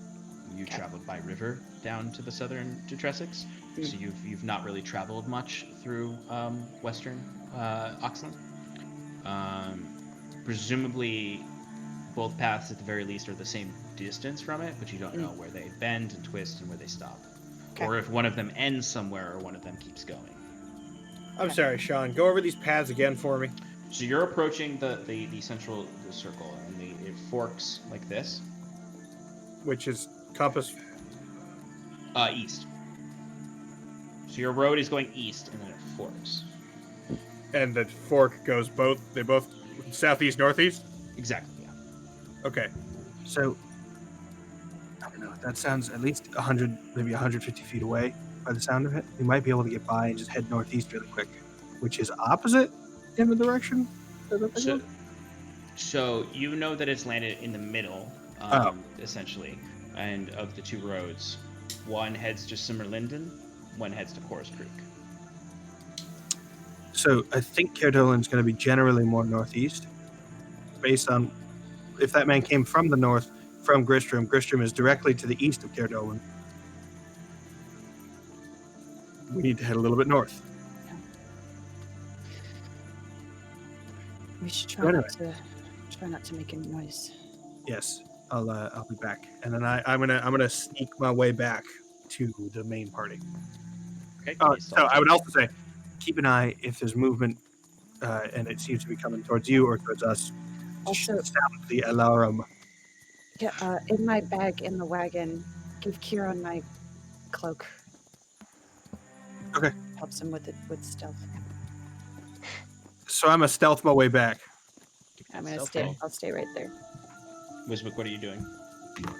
I'm gonna stay with Scarlet. Okay. Cal, what'd you get for the stealth check? 19. Okay. You start to slowly move your way back. Huron and Timber, you start to see Cal come around the bend. You, as far as you know, nothing has noticed you, Cal. Scarlet, do you want to give me... Scarlet and Wiswick, do you want to give me perception checks? Don't do it, guys. It's a trap. Can I summon Jet and have him help? Because Nat I've been struggling. 20. Or just that. 25 total. If it's just me, I got a 13. If Jet's there too, he got a 21. Okay. I'll accept Jets as well. Cal, you get back to the group. What do you do? All right, so whatever it is that did it, first of all, sprays blue and gold fire, or can produce blue and gold fire in some fashion. We heard it land maybe 150, 100 some odd feet further east of here, and the road forks just ahead. There's a northeast path and a southeast path. I think we could probably get through the northeast. Well, we can get through either, I think, if we go quietly. But I think northeast is the way to go towards Cardolan, more or less. All right, you lead the way. Excellent. First, a few things. I go to Scarlet's bag and going, because it's a girl's bag, you're not supposed to do that, but I do it anyway. And I do that kind of like, yeah, okay, all right.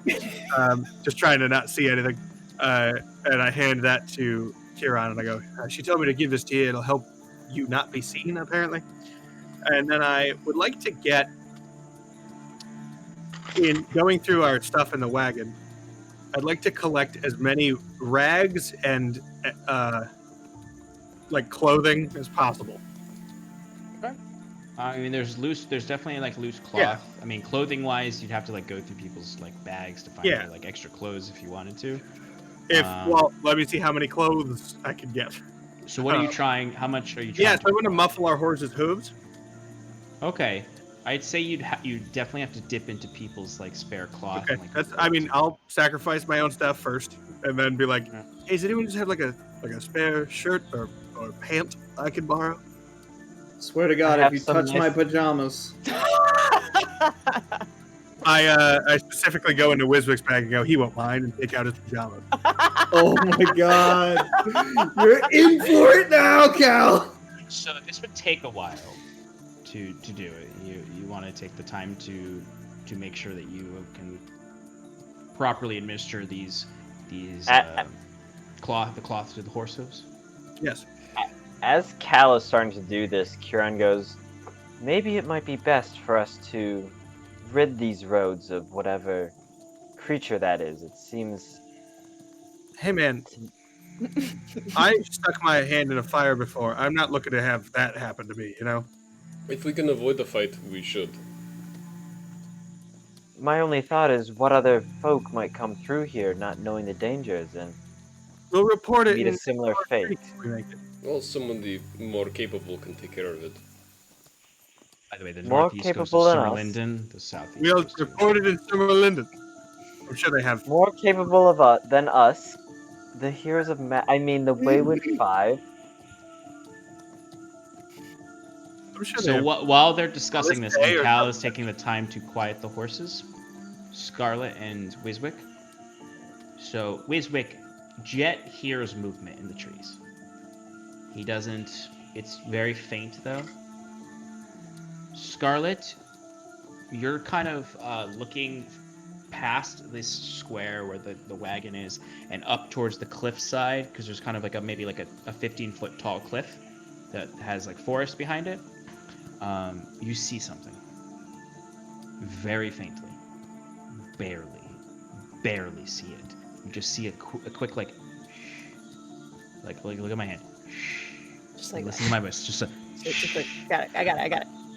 invisibility cloak shimmer, essentially, like that kind of shimmer on something that is camouflaged, moving through the tree line. It's the chameleon.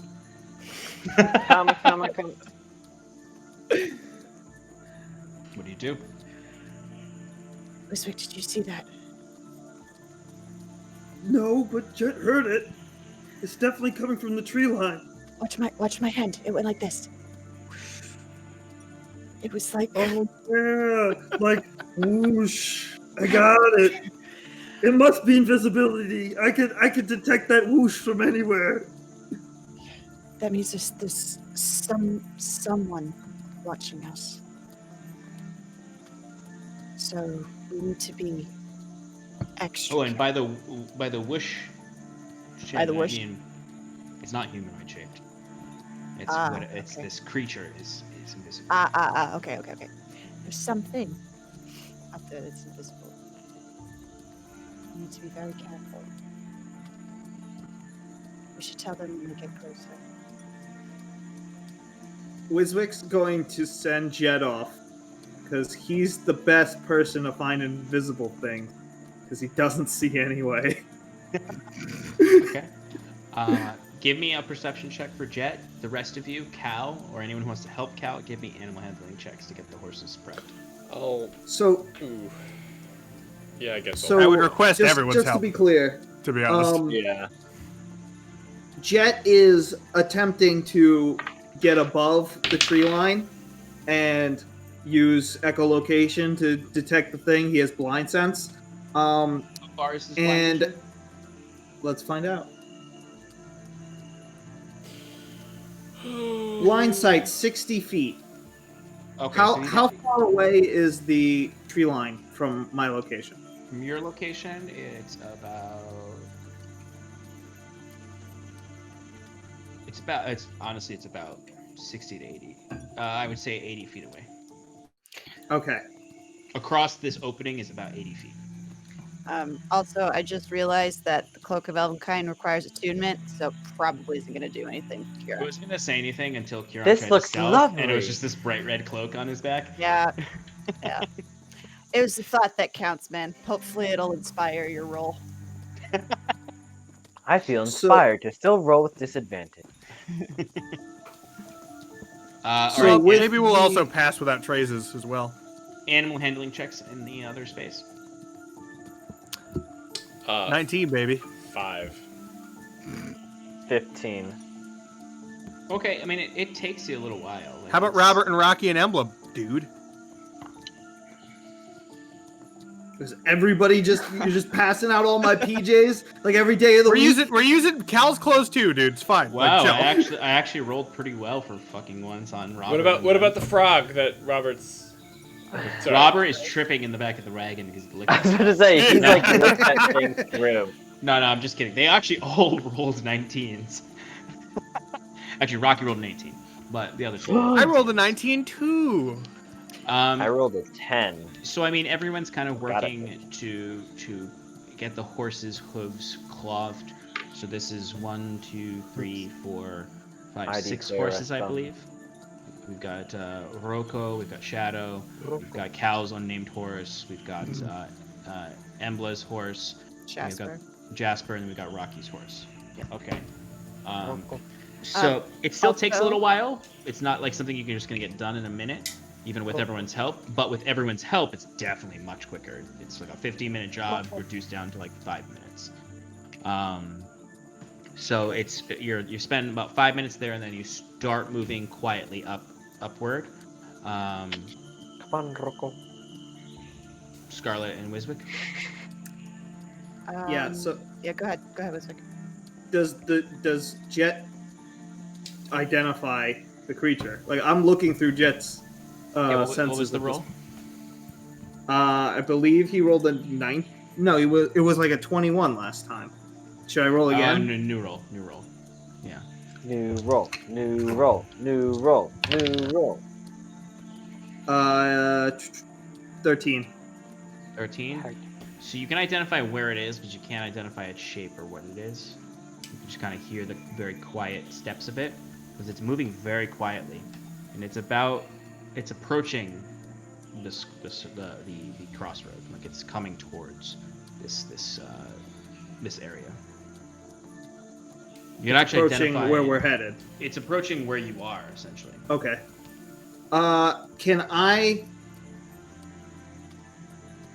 Can Jet attempt to touch this creature stealthily, like sneak up behind it? He can definitely attempt to. Yeah, let's go for it. And Sean's like, let me just set up this battle cam because you guys aren't getting out of this.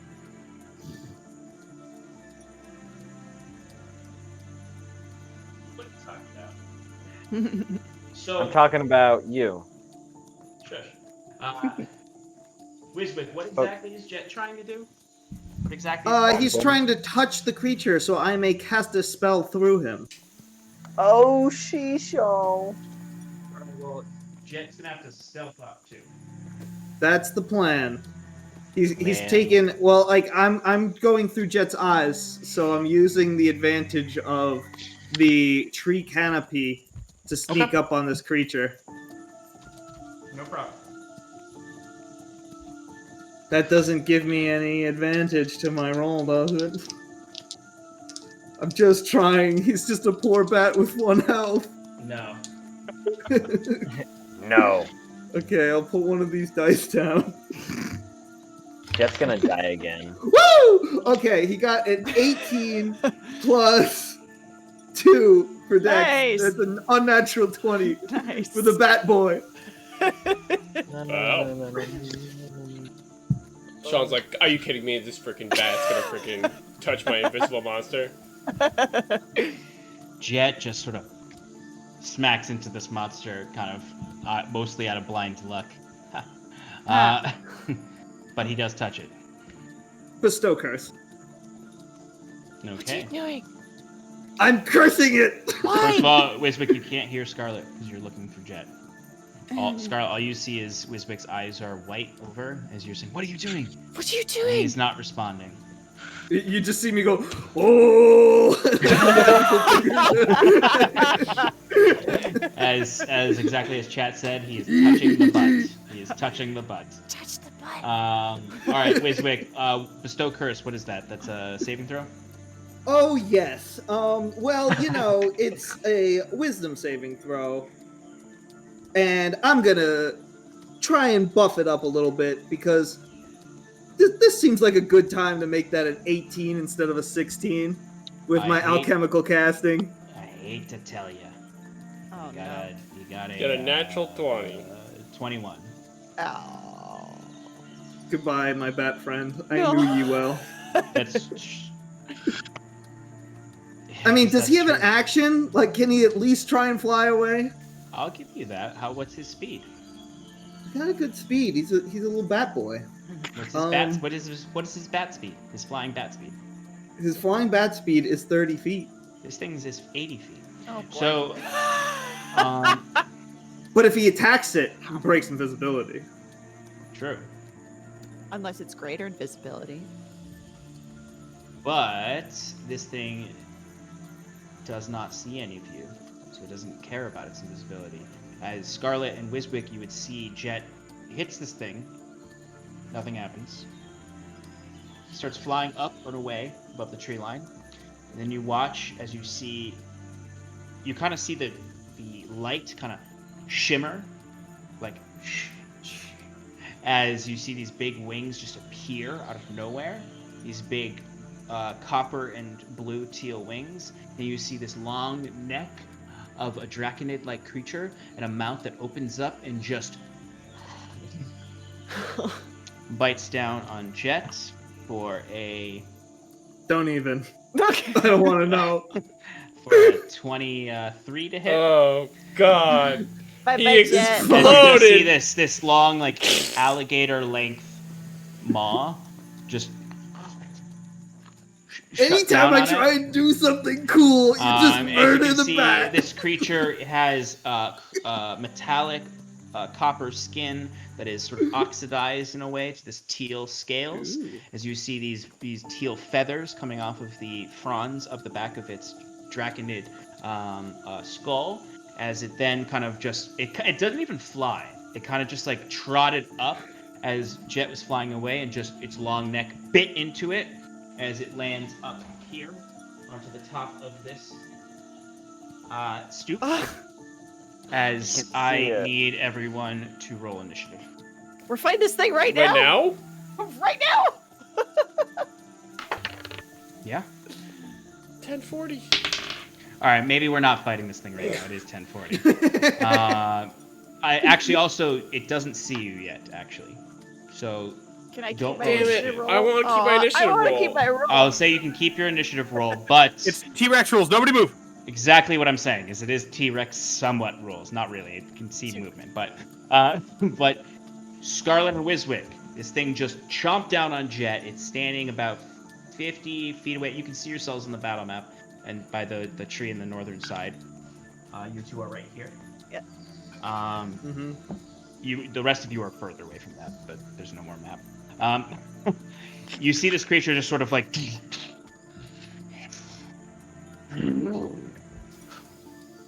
looking around. You can see kind of these little like flames coming out of between its teeth as it's just sort of as it's like chomping down on nothing because Jet disappeared as soon as he died, and it's confused why there's no food in its mouth. As it's like as it's smelling around. What do the two of you do? You are hiding behind a rock, essentially. Yep. And I'm just essentially like making sure Wiswick doesn't move or go anywhere. Just don't move. You watch as the creature it's crawling down. It moves through the smoke. It seems to almost inhale the smoke, and like it is getting power from inhaling the smoke.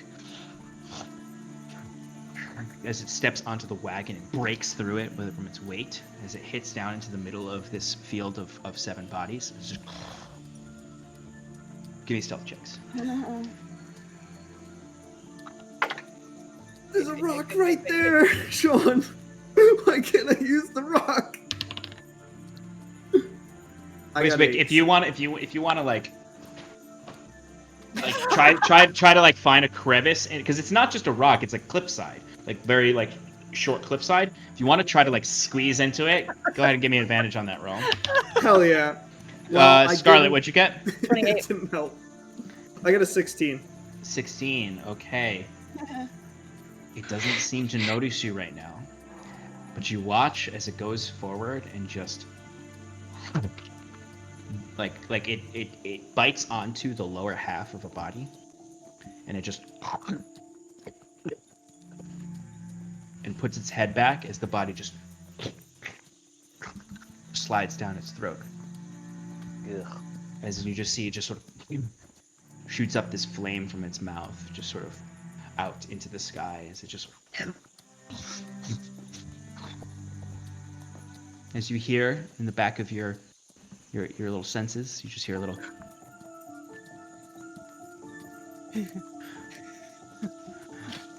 no, the rest of the group, you would have heard as you started to approach. You would have heard all of that commotion. You would have absolutely heard it moving through the rocks. You would have heard the growling. You would have heard the fire come out. You know there's something up ahead on the road as you're starting to move towards it. It's unlikely you'll stealth past it as long as it is in this space, because it's just there. You know it's, at least Curon knows it's descended in there. You're about 100 yards or so from the rest of the group into the circle. Wiswick and Scarlet are very Jurassic Park-like, just sort of as this large draconid creature with metallic skin is just sort of eating. It's feasting, just having a meal. It doesn't stop with that one. Kind of, it sort of like huddles up against the fire and kind of like as much as it is terrifying, it has slight feline features in the way that it kind of like crawls on top of this wagon and it just collapses beneath it, and it's just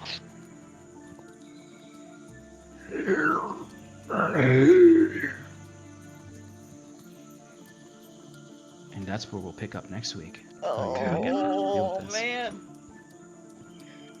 On the crossroads to Coors Creek or Simmerlinden, there is some sort of draconid creature blocking your way. Sean, chat wants to see the mini. Oh, Alex, do you want to give them the battle map real quick? I did. It's up, but the Oh, thing's cool. out of Oh, shot. it's blocked out of it. Yep. Got those jumbo wings. Yeah. Did you paint this recently? Twist it. Yeah, there we go. Yeah. Holy Sean's been crap. digging that interference paint, huh? Yeah. This one actually doesn't Wow. have. This actually doesn't actually have interference paint. It's just because. Oh, is that just copper metallic? Yeah, it's just the copper metallic on it. Very cool. Nice. Those wings are awesome. But we'll see how our party bypasses or fights this creature next week Gonna on kiss their it. path to Caradolon. All right, folks. Thanks for sticking with us close to 11 o'clock. Thanks for sticking with us through some very family-friendly, family fun tonight with the Wayward Five as they became a 90s sitcom. And Wiswick. That's me. That's me. How did I get here? Answer that. We'll have to go back. Sorry. Everybody get out of here. Bye. Everyone, thank you so much for sticking with us in Paradise. We'll see you all next week as they fight or bypass this creature. Stick around throughout the week for the Relaxing in Paradise on Thursdays. Potentially cardboard cutouts on Wednesday. Yeah. Contenders. Yeah, contenders, asshole. Cutouts. It's happening. We're Cardboard doing cutouts. it. I'm not used You're to. not screaming, so nobody remembers the name. I'm not used to plugging it. Potatoes. Cardboard contenders on Wednesday, potentially, as long as all their computers are in order. Relaxing in Paradise on Thursdays, where we'll play some more Hellblade Senua's Sacrifice and make more terrain. Saturday, we have a very special charity one-shot that will be DM'd by our very good friend, Star Shinobi. Shannon will be playing that, as well as several other awesome women in gaming from the TTRPG community. Shannon, tell us again what that is benefiting. Yes, so that we are having a Tiltified fundraiser for Take This, which is an organization that advocates for mental health in gaming. Excellent. In the It'll gaming be very community. fun. I'll be producing that. It'll be very cool. Expect to see some promotions out soon for that. Our One Shots in Paradise went very well this weekend. Look forward to another one happening next month. DM'd by our very own Stefan again. November 21st, I believe. November 21st at 3 p.m. Eastern. November 21st, produced by myself again. And it will be a fun time. November 21st. We had a lot of fun. 3 p.m. Eastern. 3 p.m. Eastern, yes. Thank you. Saturday is 1 p.m. Eastern. Correct, Shannon? I know you got it wrong earlier. What? 1 Wow, p.m. way 1 to put her p.m. on blast. 1 p.m. Eastern for I Saturday, know you right? got it wrong, but here's a chance to Wow. rectify that. Yeah, 1 p.m. Eastern on Saturday. You She jerk. got it. 1 p.m. Eastern on Saturday. Keep an eye out on socials for any future content such as this. I think we're getting really into a good groove with these sorts of one-shots. And then, of course, the Tim and Shannon Power Hour on Sunday, and then return to us on Monday as we resume this battle. All right, folks, thanks for sticking around. Have a good night. As Tim says, Drive fast, fast. take shits. Yep, take shits. Take chances. Good night, folks.